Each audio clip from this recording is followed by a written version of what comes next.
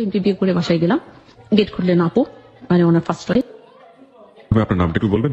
আমি লিজা। লিজা। ওকে লিজা, আমরা আপনার জীবনের গল্প আজকে পুরো অনুষ্ঠান জুড়ে শুনবো।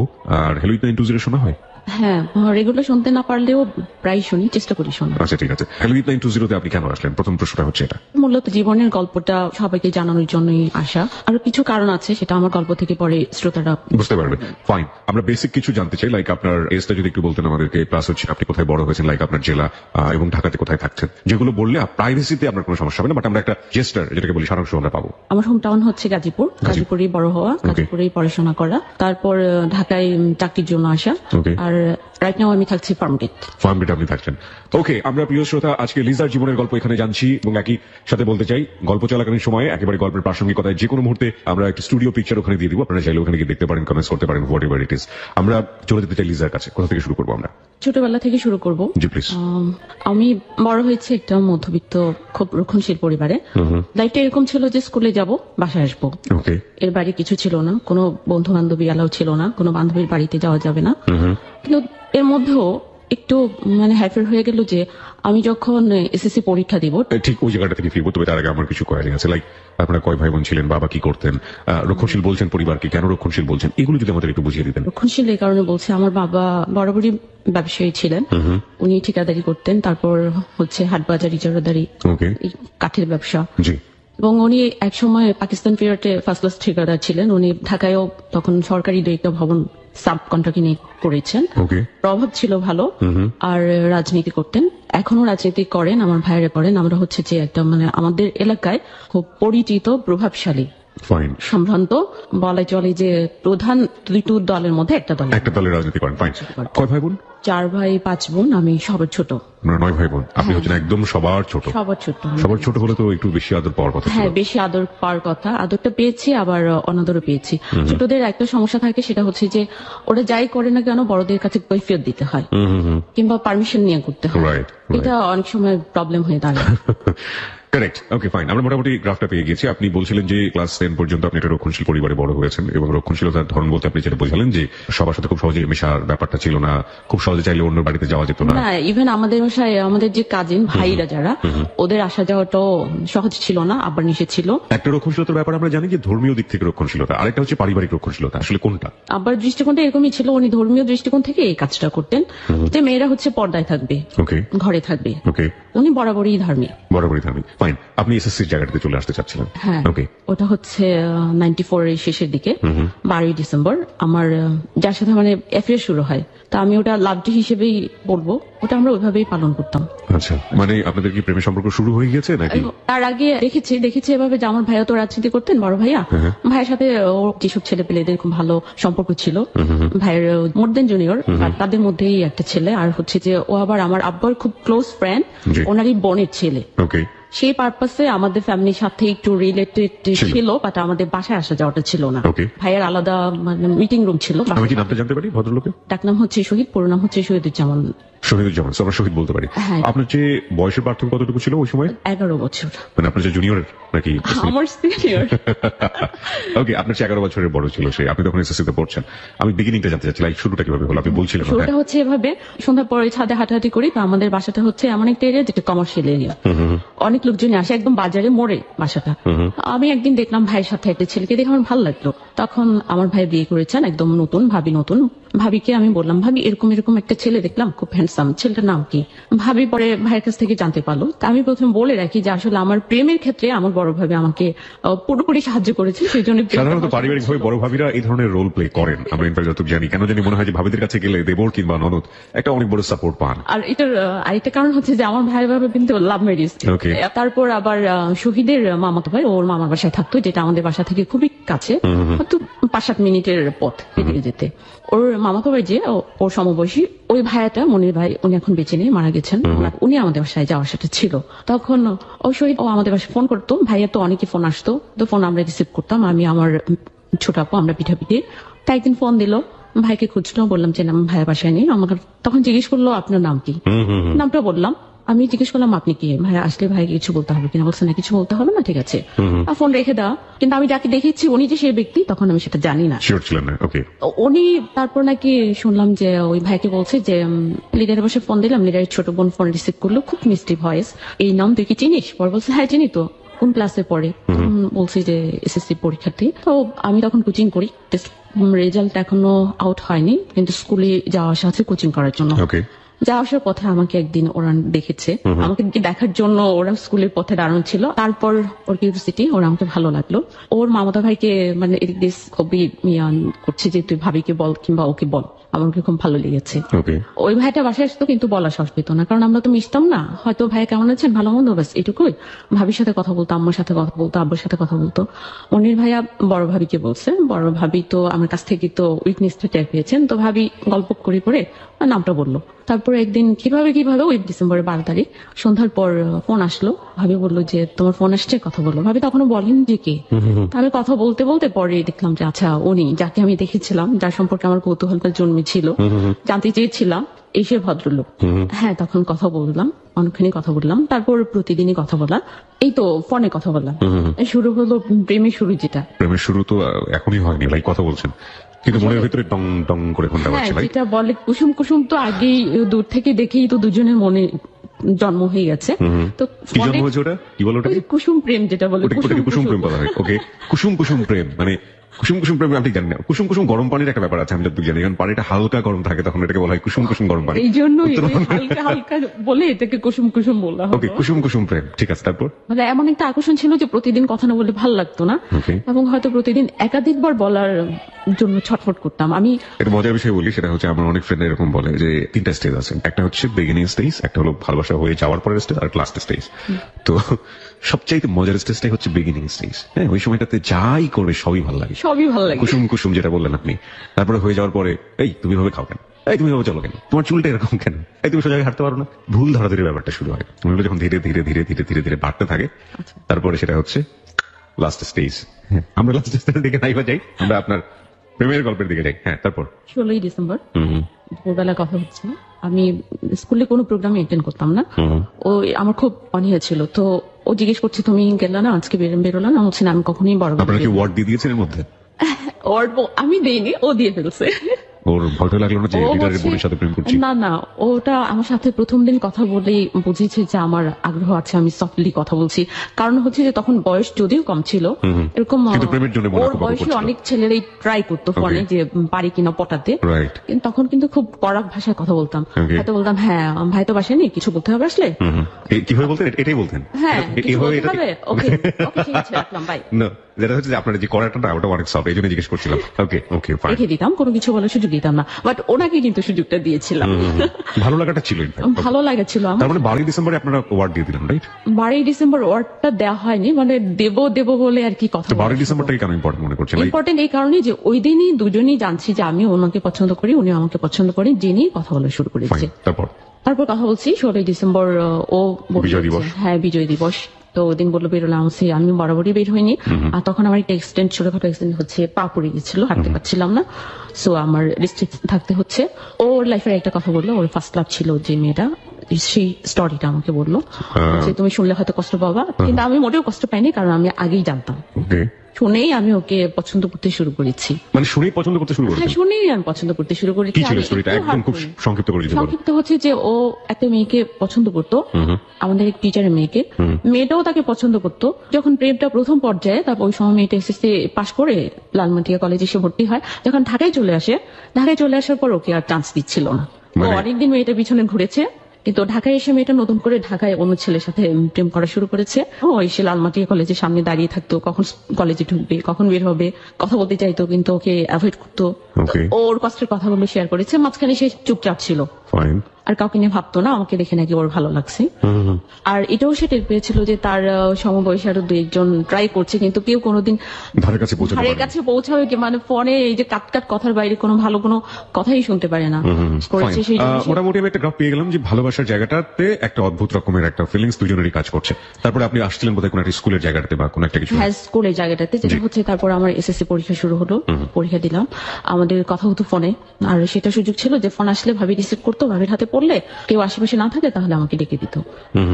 আমি এসএসসি পরীক্ষা দিলাম। এসএসসি পরীক্ষার পরে তো আমি পুরোপুরি ফ্রি 3 মাস। ওর আবার দুটো ভাগ্নি আমার সাথে পড়তো। আরেকটা সুযোগ হয়ে গেল যে চিঠি আদান প্রদানের সুযোগটা হয়ে গেল ভাগ্নিদের দিয়ে। ছিল আমার বান্ধবী, বাসাও পাশাপাশি। ও খুব চিঠি লিখতো, ডায়েরি লিখতে পছন্দ করতো। হ্যাপি নিউ ইয়ারের আমি ওকে ফার্স্ট গিফট করি, যেটা হচ্ছে গোলাপ আর একটা কলম, ডায়েরি। আর ও আমাকে একটা খুব সুন্দর ভিউ কার্ড গিফট করে। এই হচ্ছে আমাদের প্রথম মানে গিফট দেয়া নেওয়া যেটা। আর সে ওই ডায়েরিটা মেনটেন করতো। আমি বলেছিলাম ডায়েরিটা তোমার লেখা হলো, পরে আমাকে দিও, আমি পড়ে আবার ফেরত দিয়ে দিব। এভাবে আমাদের প্রেমটা চলছে। কিছুদিন পর এটা আমার বাসায় জানাজানি হয়ে গেল। এটা আমার ছোট আপু, যিনি পিঠা পিঠে, ও আবিষ্কার করে ফেললো। যখন আবিষ্কার করে ফেললো তখন তো কথা বলা খুব টাফ হয়ে গেল। তখন ছাদে উঠে হাঁটলেও সন্দেহ করে। আর লোকটাকে সেটা যখন জেনে ফেলতে পারলো তখন তো আমার অবস্থা খুব একেবারে খারাপ হয়ে গেল। এখন আমাকে ছাদে উঠতে দেওয়া হয় না। ছাদে দিনে কখনোই উঠতাম না, যেহেতু বাজারের মধ্যে বাসা ছিল। সন্ধ্যার পরে উঠতাম। আর আমার জ্যোৎস্না রাত্রি হচ্ছে অসম্ভব প্রিয়। যখন জ্যোৎস্না ফুটফুটি জ্যোৎস্না থাকতো কিংবা পূর্ণিমা রাত, আমি দোয়া করতাম আল্লাহ এখনই লোডশেডিংটা শুরু হয়ে যেত, তাহলে আমি বলতে পারতাম যে বিদ্যুৎ নেই, এখন পড়বো না, ছাদে যাবো। ছাদে হাঁটতাম, এই তো দেখতে হলে এটুকু কম করে আমাদের চলতে গেল। এখানে আমি কথা বলি 3 মাস পর যখন আমার এসএসসি রেজাল্ট বেরোলো। আমার রেজাল্ট কি হবে সেটা আমি নিশ্চিতই ছিলাম। বরাবরই হয়, পরীক্ষা দিয়ে আমি যত নাম্বার পাবো বলি যে সাবজেক্টে ঠিক ততই পাই, বরং তার চেয়ে 1 নাম্বার বেশি পাই, কম কখনো হয় না। কিন্তু এখানে অপ্রত্যাশিত একটা দুর্ঘটনা, যেটা বলা চলে আমার জীবনের প্রথম ব্যর্থতা, এবং এটা আজও আমি ভুলতে পারি না এবং আমি ওটাকে এখনো মেনে নিতে পারি না। সেটা হচ্ছে যে আমি এসএসসি পরীক্ষায় ফেল করেছি। ছোট আপুর আমার রোল নিয়ে স্কুলে গেছে দেখার জন্য, খুঁজে পায়নি। অন্য আরেকটা ভাইকে দিছে, কেউ খুঁজে পায়নি। চলে আসার পর বাসায় এসে যখন এই কথা বলছে, আমি তো অবাক, এটা তো হতেই পারে না, ইম্পসিবল। তারপর আবার এটা নিয়ে ঘাটাঘাটি করে, হ্যাঁ আমি ফেল, অথচ আমার চেয়ে অনেক খারাপ খারাপ স্টুডেন্টরা পাশ করে গেছে। আর সেদিন শহীদ খুব তাড়াতাড়ি, সেও খুব আশায় ছিল এবং ওর বন্ধুরা যারা আমাদের সম্পর্কটা জানতো সবাইকে বলছিল যে লিজা যদি জাস্ট ফার্স্ট ডিভিশন পেলেই আমি তোরা যত খেতে পারিস আমি খাও। ও এরকম একটা আনন্দ নিয়ে, আশা নিয়ে রেজাল্ট শিট হাতে পেয়ে দেখলো যে ওর ভাগ্নির আমার চেয়ে স্টুডেন্ট ভালো ছিল না, বলা চলে কোন রকমের পাশ করার মতো ছিল। যদি আমাদের সময়টা খুব ইজিলি ছিল, যে তখন হচ্ছে টাস্ক ফোর্স 500 অবজেক্টিভ ছিল, 500 দেওয়া থেকেই 50 নম্বর আসতো, এবং যেটা ছিল হচ্ছে রিটেন, যেটা একটাতে পাস করলেই হবে, তাই তো? হ্যাঁ, একটাতে পাস করলেই হবে। Most easiest exam ever in Bangladesh. হ্যাঁ, যেখানে দেখা গেছে যে অবজেক্টিভ যদি 50 পেয়ে যায়, রিটেনে যদি 0 পায় তারপরও পাস। রাইট। তবে অঙ্কে তো আর অবজেক্টিভটা ছিল না। অঙ্কে আমি ফেল করেছি, মানে সাধারণ গণিত যেটা।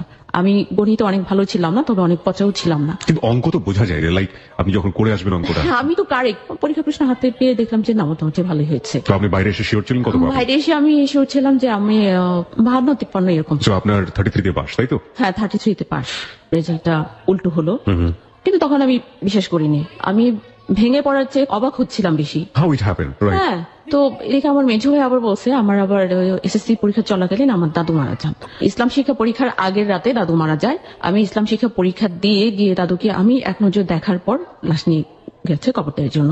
তো মেঝো ভাই ভাবলো যে ওই পরীক্ষাটা খারাপ হলো কিনা। আমি বলছি ভাই ওটা ইসলাম শিক্ষা, ওটা তো লেটার মার্কস থাকবে, ফেল করা তো প্রশ্নই ওঠে না। তারপরেও বিশ্বাস করে না, সবাই ছুটি করছে আবার রেজাল্ট শিট নিয়ে। একই কথা, যে পরে দেখালো ফেল, আর যখন মার্কশিট হলো আমি অঙ্কে ফিল করলাম। অঙ্কে আমি পেয়েছি 24। তখন আমরা ক্যালকুলেশন করতেছি, আচ্ছা ব্যাপারটা কিরকম হলো যে 42 পেয়েছি, 42 উল্টে 24 হয়ে গেল কিনা। আমি তো কান্নাকাটি শুরু করে দিছি, না ভাইয়া আমি চ্যালেঞ্জ করব। তখন আমার ছোট ভাইয়া রি এক্সামের জন্য অ্যাপ্লিকেশন করার জন্য যে ফর্মটা, সেই ফর্মটা কিনে নিয়ে গেলেন। পূরণ করে সবকিছু করে প্রসেস করে আমি রি এক্সামের জন্য অ্যাপ্লাই করলাম। আসলে ওটা হয়নি। আমি অনেকদিন পর 96 আবার এসএসসি পরীক্ষার জন্য, যখন হচ্ছে যে টেস্টের রেজাল্ট আউট হয়ে গেছে, এখন যারা পাশ করেছে তারা ফর্ম ফিল আপ করতে পারবে, ওই মুহূর্তে চিঠিটা রিপ্লাই হয়েছে, উত্তর গেল যে আপনার খাতা পুনর্নিরীক্ষণ করা হয়েছে, প্রাপ্ত নম্বর এতই, 24। সেই যে আমি 24 রয়ে গেলাম, আমার জীবনে একটা বড় একটা ঝড় আসলো। আমি পরে বললাম যে আমি আর পরীক্ষাই দেবো না, পড়াশোনাই করবো না, একদম গো ধরে গেছি। কারণ আমার মনে বসছিল না, তারপর আমাকে বাসা থেকে সবাই বলছে যে না কোনো সমস্যা নেই, একবার খারাপ করলে কি মানুষ নেক্সট বার ভালো করে। স্কুলের স্যাররাও আমাকে একই কথা বলছেন, কিন্তু আমি কোনোভাবে মেনে নিতে পারছি না। পড়তে বসলে আমার একই কথা মনে পড়ে যে কেন। আর আমি এখন স্কুলে যাই, আমি স্কুলে যেতে নেমে দেখি যে আমার বন্ধুরা কলেজে যায়, আমার বাসা ক্রস করে, আমার খুবই লজ্জা লাগে। রাইট, আমি আপনার সাথে একটু শেয়ার করি আজকের জীবনের গল্পটা। না মানে যত বেশি শুনছি তত বেশি নিজের কথা শেয়ার করতে ইচ্ছে করছে। আমি যখন অনার্সে পড়ি, আমার সেকেন্ড ইয়ারের এরকম একটা রেজাল্ট খারাপ হলো, হ্যাঁ, এবং আমি অনার্সে ফার্স্ট ইয়ারে পড়ার সময় যেরকম মার্কস পেয়েছিলাম তাতে আমার মনের ভিতরে একটা স্বপ্ন তৈরি হয়েছিল যেভাবে হোক আমাকে ঢাকা ইউনিভার্সিটি থেকে ফার্স্ট ক্লাস পেতে হবে। ওকে, সেকেন্ড ইয়ারে এসে আমি এত খারাপ রেজাল্ট পেলাম যে ওটাতে আর আমার মোটামুটি 2 ইয়ার বাকি আছে, সারা বছর পরেও কাভার কোনো সম্ভব ছিল না। এবং মজার বিষয় হচ্ছে যে এই যে এত খারাপ মার্কস, সেই খারাপ মার্কসের পেছনে আমার কোনো হাত ছিল না, ছিল টিচারের একটা ভুল। এবং এই ভুলটা রিকভার করতে গিয়ে আমাকে পুরো 2 বছর লেগেছে। এবং সেটা ছিল একটা অ্যাসাইনমেন্টের মার্ক সে ঠিক মতো পৌঁছাতে পারে নাই, বা অ্যাসাইনমেন্টটা সে যে প্রসেসে নিয়েছে সেটাতে আসলে ঠিক ছিল না, কিন্তু ভুলটা তার ছিল, ভুলের জন্য মাসুল দিতে হচ্ছিল আমাকে। যদি এটা 2 বছরের এক্সাম হতো, যদি এটা এরকম হতো তাহলে কি হতো, হয়তো সারা জীবনের চেষ্টা করেও পেতাম না। কিন্তু একজন শিক্ষক আমাকে অনেক বেশি সাহায্য করেছিলেন, আমারই ডিপার্টমেন্টের একজন শিক্ষক, ডেকে ডেকে নিয়ে গিয়ে বারবার ধরিয়ে দেয়া। এবং অবশ্য সেটা একটা স্টোরি, থার্ড ইয়ারে এত বেশি মার্কস পেয়েছিলাম যে সেকেন্ড ইয়ার তো কভার করেছিল, ফোর্থ ইয়ারে মার্কস না পেলেও আমি ফার্স্ট ক্লাস পেতাম। কিন্তু শোনার পরে না মানে নিজের জায়গাটা ফিল হচ্ছে। যাই হোক, শুনি আপনারটাই শুনি তারপর। আমার আরেকটা কষ্ট, ওই প্রথম আমার আব্বা এবং বড় ভাইয়ের প্রতি একটা অভিযোগ জীবনে প্রথম তৈরি হয়েছিল এই কারণে যে আমরা যে দল তখন করতাম, আমাদের দল তখন ক্ষমতায় ছিল, এবং আমাদের এলাকার যিনি এমপি উনি তখন একজন ক্যাবিনেট মন্ত্রী ছিলেন, এবং আমাদের কাছের লোক। ভাই আব্বা ওনারা তো রাজনীতি করেন, ওনারা যদি একবার শুধু বলতেন যে আপনি একটু শিক্ষা বোর্ডে, ভাই যদি বলতো যে ছোট বোনটা এই হয়েছে আপনি একবার একটু ফোন করেন, তা ওরা ওদেরকে রিকোয়েস্ট করার ফলে কোনো আমলেই নেয়নি। যেহেতু আমার দুলা ভাই ওনার বিএসকে দিয়ে ফোন দিয়েছেন, উনি আরেকবার ফোন করলেই কাজটা হয়ে যেত, কিন্তু এই হেল্পটা আমার ফ্যামিলি আমাকে করেনি। এই প্রথম ছিল আমার ওনাদের প্রতি একটা কষ্ট যে কেন করলো না। যাই হোক, আপনি যেটা বলছিলেন যে আপনি লম্বা একটা ব্রেক অফ স্টাডিজ এর দিকে এগোচ্ছিলেন বা এরকম একটা মনোভাব তৈরি হচ্ছিল, তারপর আসলে আমি পরে আর পরীক্ষা দিলাম না, তারপরেও আমি এভাবেই না আমি আর পড়াশোনাই করবো না। আমি কেন জানি অনেক বেশি ভেঙে পড়েছি, যদিও সবাই আমাকে উৎসাহ দিচ্ছিল। আমি নতুন করে রেজিস্ট্রেশন করে তারপরে আবার পড়াশোনা শুরু করেছি। আমি এক্ষেত্রে বলি, শহীদের সাথে তখন আমার সম্পর্কটা হচ্ছে বাসায় জানাজানি হয়ে যাওয়ার কারণে যোগাযোগটা ইরেগুলার হয়ে গেছে। ও বাইরে যাওয়ার জন্য চেষ্টা করছিল, ওর হচ্ছিল যে ভালো কোনো কান্ট্রিতে সেটেল হওয়ার জন্য, এদিকে ওর অস্ট্রেলিয়ার ভিসা হয়ে গেছে। তখন আমার বাসা থেকে খুব তোড়জোড় শুরু করলো, শহীদকে কেউ পছন্দ করতো না, ওদের বাড়ি গ্রামে ছিল কিন্তু ফ্যামিলি ব্যাকগ্রাউন্ড ভালো ছিল, কিন্তু ওর অনেকগুলো বোন ছিল আর ও একটা ভাই। তো আমার আম্মাও পছন্দ করতো না যে এতগুলো বোনের একটা ভাই, ওই ফ্যামিলিতে আমার ছোট মেয়েকে দিলে ওখানে খুব ঝামেলায় থাকবে, খুব ডিস্টার্ব করবে বোনরা। আর আমার ভাইরাও কেউ কেউ পছন্দ করতো না, শুধু বড় ভাই ওকে খুব স্নেহ করতো। ও তখন চেয়েছিল যে আমরা নিজেরা বিয়ে করে ফেলি। ও আমাকে এই ধরনের প্রপোজ করেছে। হ্যাঁ, ফেল করার পরে ও আমার পাশে আছে, ও কিন্তু এই জন্য কখনো ইয়ে করেনি, এবং আমাকে বলছে যে নতুন করে তুমি পড়াশোনা করো, পরীক্ষা দাও। তো বাসা থেকে একটু অবহেলা পাচ্ছিলাম, মানে আব্বার একটু অন্যরকম অবহেলা ছিল। আব্বা কেন জানি মেয়েদের প্রতি ওনার কি হবে, মেয়েরা এত পড়াশোনা করি, উনি ছেলেদের বেলায় এরকম ছিলেন, জাস্ট গ্রাজুয়েশন করলো বিজনেস করবে। আমি তো আমার ছেলেদের দিয়ে চাকরি করাবো না, নিজেও কখনো করিনি। ঠিক আছে থাক এখানে এরকম। তারপরে শহীদ আমাকে নিয়ে যেতে চাইলো, আমরা নিজেরা বিয়ে করে ফেলবো, আমি রাজি হইনি। আমি বলছি যে না দেখো, আমার এখনো বিয়ের আইনি বয়সটাই হয়নি, আর আমার ইমিডিয়েট বড় বোন রয়ে গেছে। ও ভয় পেত যে আমার ফ্যামিলি যদি রাজি না হয়। আমি তখন ওকে বলতাম যে আমার ফ্যামিলিকে রাজি করানোর দায়িত্ব আমার, তুমি শুধু প্রস্তাব পাঠিও। তারপর ও কেন ভয় পেত আমি বুঝতে পারতাম না। তার কারণও ছিল আমার 2 ভাইয়া ওর সাথে ভালো বিহেভ করতো না। 2 আপু মাঝে মধ্যে ফোনে ওরে 2 দিন মানে একটু অপমানজনক কথাবার্তা বলেছে, সেই জন্য সে কষ্ট পেয়েছে। আর ও তখন তেমন কিছু করতো না, বিজনেস করতো, বিয়ে দেওয়ার মতো ওরকম স্টাবলিশড ছিল না। তো আমার তো ছিল যে আমি তো এখন বিয়ে করছি না, ওরও সময় দেরি আছে, অতদিনে তো স্টাবলিশড হয়ে যাবে। তারপরে না হলো না, আমি ওকে বিয়ে করলাম না, পালিয়ে গিয়ে। ও তখন বলতে শুরু করলো যে আমি নাকি ওকে আসলে অতটা ভালোবাসি না, ও আমাকে যতটা ভালোবাসে, আর সেই জন্যই আমি রাজি হচ্ছি না, ওকে আমি মূল্যায়ন করছি না। ওই আমাকে ভুল বুঝতে শুরু করলো, কিন্তু আমি ওকে বোঝাতে পারতাম না, কারণ বোঝানো সম্ভব ছিল না যে আমরা অনেকটা সময় ধরে কথা বলতে পারতাম না, আর দেখা তো কখনোই হতো না সামনাসামনি। বাসায় খুব চাপের মধ্যে থাকি, ফোনে কথা বলতে পারি না, চিঠিও লেখা হয় না, তাহলে আমি বোঝাবো কি করে? এই দূর থেকে একটা ভুল বোঝাবুঝি শুরু হয়ে গেল। তারপর 98 আমার জন্য বিয়ের প্রস্তাব নিল আমার চাচি। আমার ফ্যামিলি থেকে ওরা সবাই দেখে দেখে পছন্দ, উত্তরায় ছেলেদের বাড়িটারে আমাকে বিয়ে দিয়ে দিবে। কিন্তু আমি তখন ওর সাথে যোগাযোগ করার চেষ্টা করছি, আমার তো জানাতে হবে ব্যাপারটা ওকে। আর আমি বিয়ে করব না, কেন বিয়ে করব? বড় বোন আছে, আমি এমন কি অপরাধ করে ফেললাম? এই প্রেমকে এত বড় অপরাধ? মানে বড় বোনকে রেখে আমাকে বিয়ে দিবে, আর এটার পিছনে কারণ ছিল যে আমার কারোর সাথে প্রেম। এই জন্যই আমার ছোট ভাই খুব ক্রেজি হয়ে গেলেন। তখন আমি ভাবিকে রিকোয়েস্ট করলাম, ভাবি যে কোনো ভাবে আমার ওর সাথে যোগাযোগ করতে হবে, ওকে জানাও ব্যাপারটা। আমার সুযোগ হলো ওর সাথে কথা বলার, ফোনে কথা বলছি, কথা বলে এরকম আমার তো বিয়ে ঠিক হয়ে গেছে বলা চলে, ছেলে পক্ষ এসে দেখে গেছে, আমাকে সরাসরি দেখেনি, আমার ছবি দেখে ওরা পছন্দ করেছে, ওরা ডেট দিতে বলছে। ও তখন হেলাফেলাই নিচ্ছে, আমি বলছি হেলাফেলা কিছু না, বিসিএস। তখন সে আমাকে বললো যে কেন তোমার ফ্যামিলি সিরিয়াল ব্রেক করছে? যদি সিরিয়াল মেনটেন করতো আর আমি আর 5-7 মাস সময় পেতাম, তাহলে হয়তো আমি একটা কিছু করতে পারতাম, কারণ আমার ভিসা হয়ে যাবে সম্ভাবনা আছে। আর ভিসাটা হয়ে গেলে আমি বিয়ের প্রস্তাব পাঠাবো, তোমাকে কাবিন করে যেটা রেখে যাব, এরকম আমার চিন্তা। তখন আমি বললাম ঠিক আছে যাও, 5 মাস না, তোমাকে আমি আরো বেশি সময় দিলাম, বিয়ে আমি ঠেকাবো, এটা আমার দায়িত্ব।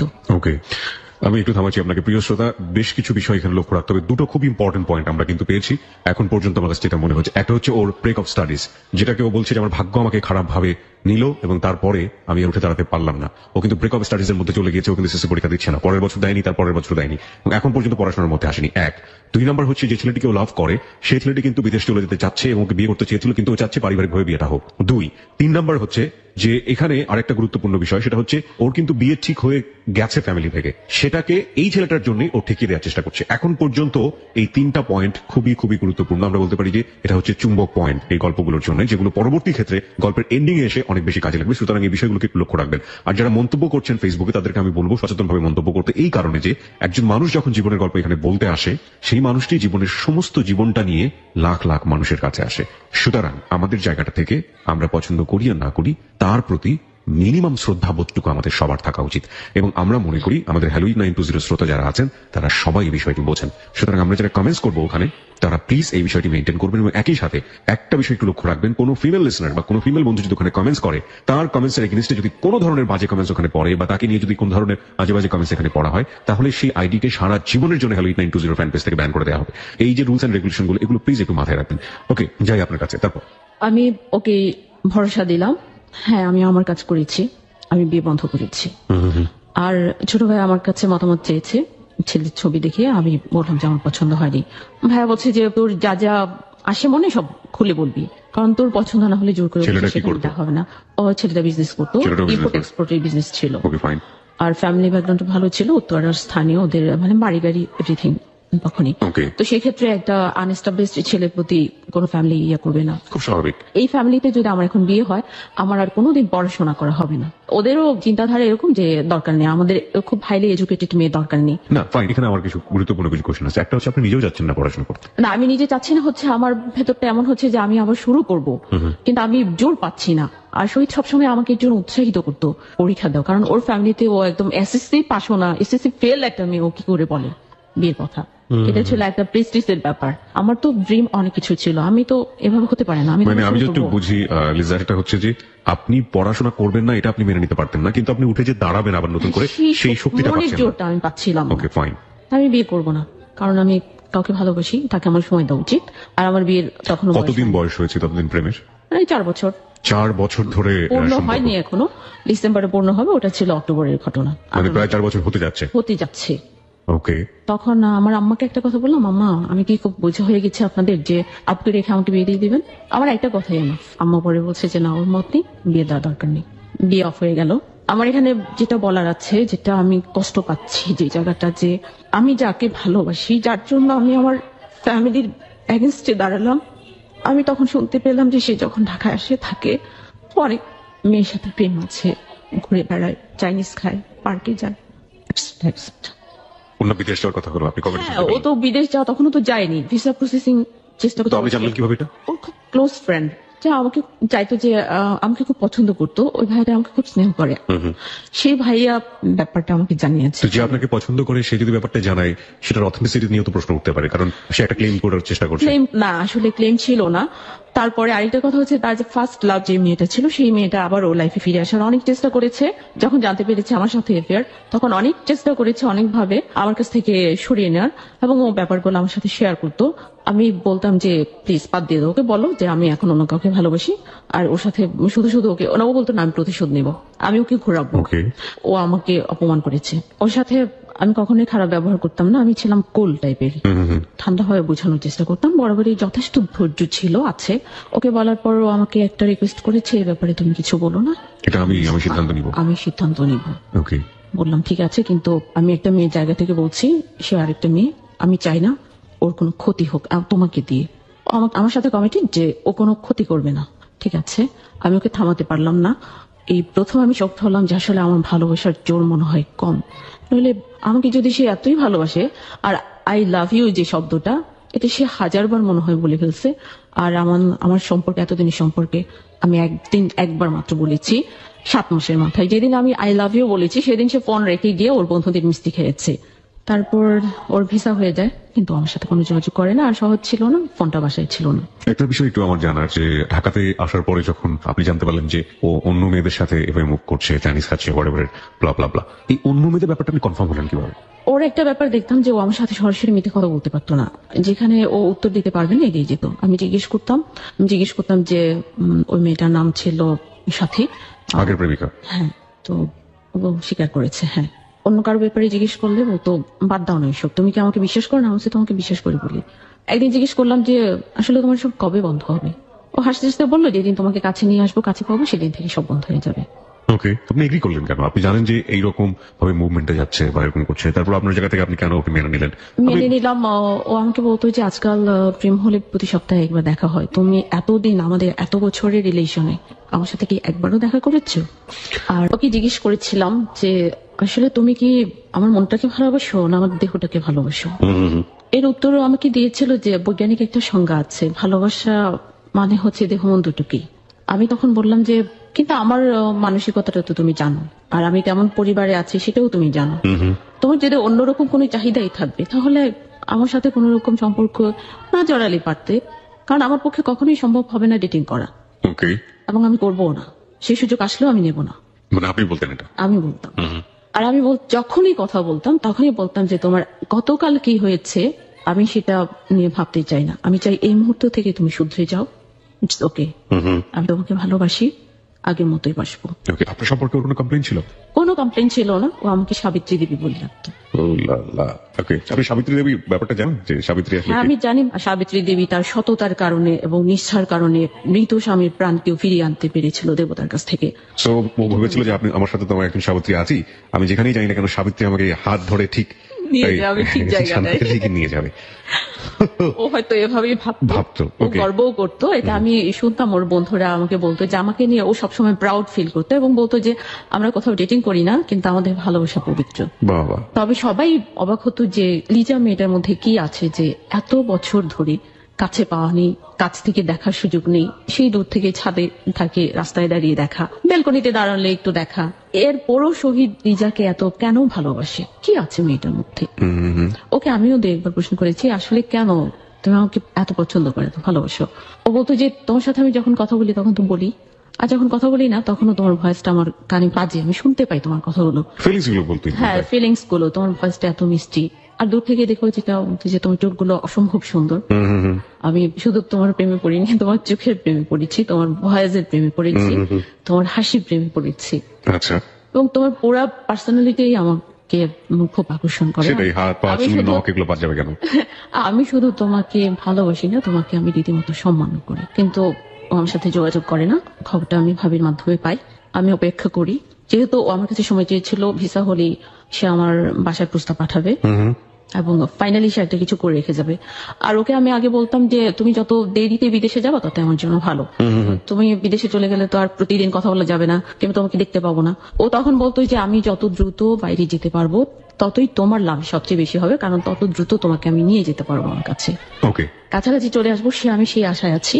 পড়াশোনা তখন স্টার্ট করেননি? তখনও স্টার্ট করিনি। আর ওর পড়াশোনাটা কত ছিল? ডিগ্রি কমপ্লিট করেছে, আর পড়াশোনা করেনি। ওর ধান্দাই ছিল দেশের বাইরে চলে যাবে। দেশের বাইরে যাবে। আমি অপেক্ষায় আছি সেই দিনটির, সেই শুভক্ষণটি। অপেক্ষা করতে করতে শেষ মুহূর্তে 99 এপ্রিলের 20 তারিখ ও আমার সাথে যোগাযোগ করে, ছোট একটা চিঠি পাঠায় কয়েক লাইনে যে আমার ভিসা হয়ে গেছে, আমি চলে যাচ্ছি, দোয়া করো, যদি ভাগ্যে থাকে আবার দেখা হবে। চিঠিটা পড়ে আমি তখন আমি কাঁদবো না কি করবো আমি কিছু বুঝতে পারিনি। তো আমি তো এই মুহূর্তটার জন্য অপেক্ষা করিনি। তারপর ওর সাথে আমার শেষ দেখা পরদিন সকালে। আমার বড় ভাই ভাবি আলাদা বাসায় থাকতেন, আমি তখন বড় ভাইয়ের বাসায় যাই। টোটাল ব্যাপারটাই যেহেতু ভাবি জানেন, ভাবিও খুব কষ্ট পাচ্ছিলেন।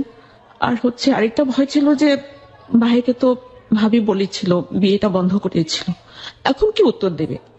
সে যে যোগাযোগ করছে না, ভিসা পাওয়ার পর কোনো কিছুই কোনো রেসপন্স ওর কাছ থেকে পাওয়া যাচ্ছে না, তাহলে এখন কি অবস্থা হবে? ফ্যামিলিতে তো সবাই ভাবিকে দোষারোপ করছে আর আমাকে একটা মেন্টাল টর্চার করছে। আমিও খুব দিশাহারা হয়ে গেলাম যে এখন আমি তাহলে কি করব। তারপর পরদিন সকালে ও ঢাকায় চলে আসবে, সকালে সে বিদায় নিতে গেছে ভাবির বাসায়। ভাইয়া ঘুমিয়েছিল, সেই সুযোগে ওর সাথে আমার একটু 2-3 মিনিট কথা বলার সুযোগ হয়েছে। তখন আমি বললাম যে তুমি আসলে কি করলে?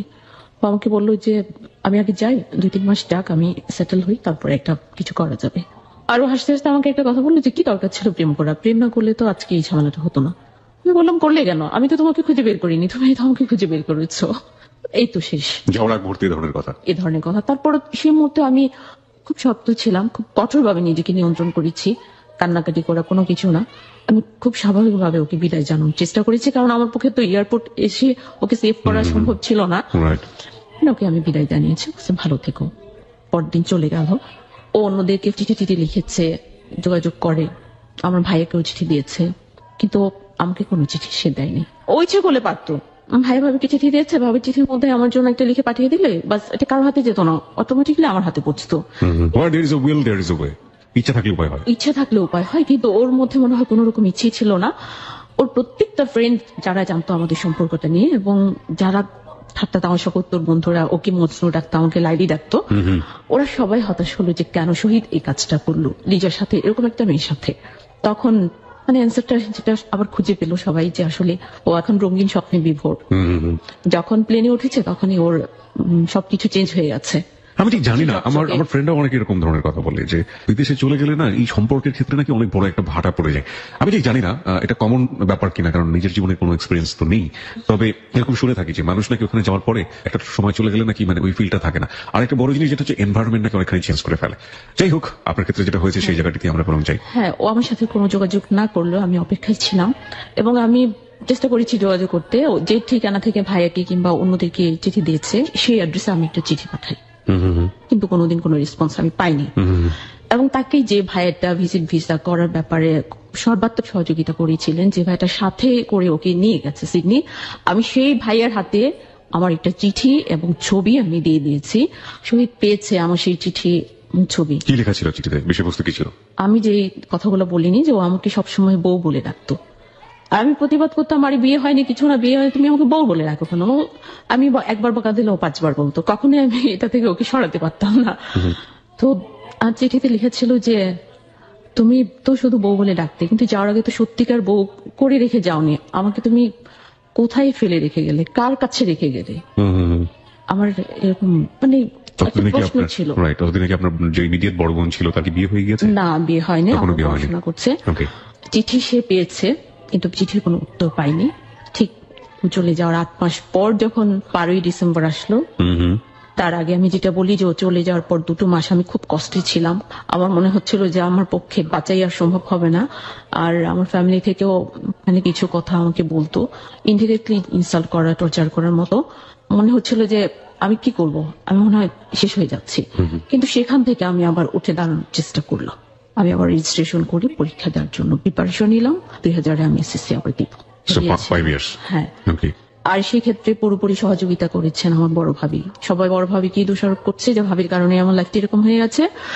ভাবি সেই জন্য অনেক জেদ থেকে যে ঠিক আছে আমি দায়ী, আমি আবার ওকে দাঁড় করাবো। নিজের জেদ করে, নিজের স্বর্ণালঙ্কার যেটা ছিল বিক্রি করে সেই টাকা দিয়ে আমাকে আবার পরীক্ষা দেওয়ানোর জন্য চেষ্টা করলো। আমি পরীক্ষা দিলাম। তো সেই 99-এর ডিসেম্বরের আবার সে 12 তারিখ একটা চিঠি রিকোয়েস্ট পাঠালো ভাবির কাছে, আমি 12 তারিখ ফোন দেবো, যে কোনো ভাবে আমি লিজার সাথে কথা বলবো। 12 তারিখ ও যথারীতি ফোন করলো, কথা বললাম, নর্মালি কথা বললাম, প্রথমে সালাম দিলাম, সালাম দিয়ে কেমন আছো, ভালো, তুমি কেমন? ভালো। আমি কোনো রিয়াকশনে গেলাম না, কিন্তু ও আমার কাছে ও আচরণটা আশা করেনি। ও ভেবেছিল আমি অন্যরকম কোনো কান্নাকাটি করবো, হয়তো বা রাগারাগি করবো, এটা সেটা। কিন্তু 8 মাস কোনো যোগাযোগ নেই। না, সেই জন্য আমি আর প্রশ্ন করিনি। আমি জানি যে আমি প্রশ্ন করলে আমার প্রশ্নের উত্তর দেওয়ার মতো কোনো সদ উত্তর ওর কাছে নেই, তো আমি কোনো প্রশ্ন করিনি, নর্মাল কথা বলে রেখে দিলাম। এসএসসি রেজাল্ট হলো, ভালোই হলো, পাশ করলাম, কলেজে ভর্তি হলাম। আমার খরচ তখন ভাবি চালাচ্ছে। এর মাঝখানে আবার যখন আবার 1.5 বছর হলো, আবার একদিন ফোন দিল। তখন আমি বললাম যে আমি এই অবস্থা কি, তখন আমি ইন্টারমিডিয়েট অলরেডি সেকেন্ড ইয়ারে উঠে গেছি। ও তখন শুনে মনে হলো, খুশি হলো, ভাবিকে বললো কিভাবে কি করলেন। যাই হোক, তারপর আবার 3.5 বছরের মাথায় কথা হলো। তারপর যখন আবার 5 বছর হলো 2004 জুনে, 5 বছরের মাথায় আবার কথা হচ্ছে ওর সাথে। এত বড় বড় গ্যাপের মধ্যে রিলেশনশিপটা আপনি কিভাবে টিকিয়ে রেখেছেন? টিকে ছিল না, ছিল হচ্ছে আমার মনটার মধ্যে ও এমন ভাবে গেঁথে গিয়েছিল যে আমি অন্য কোনো কিছু চিন্তাই করতে পারি না, আমার চিন্তাতে আর কেউ আসেই না। আর আমার আপু তখনও রয়ে গেছে, বিয়ে নিয়েও কেউ মাথা নামাচ্ছে না। কিন্তু এইখানে যেটা বলার হচ্ছে যে আমি যে আবার উঠে দাঁড়িয়েছি, ভাবিকে যে বলা হচ্ছে যে জন্য ভাবি দায়ী, ভাবিটা আবার আমাকে পার করিয়ে দিলেন এসএসসি লেভেলটা।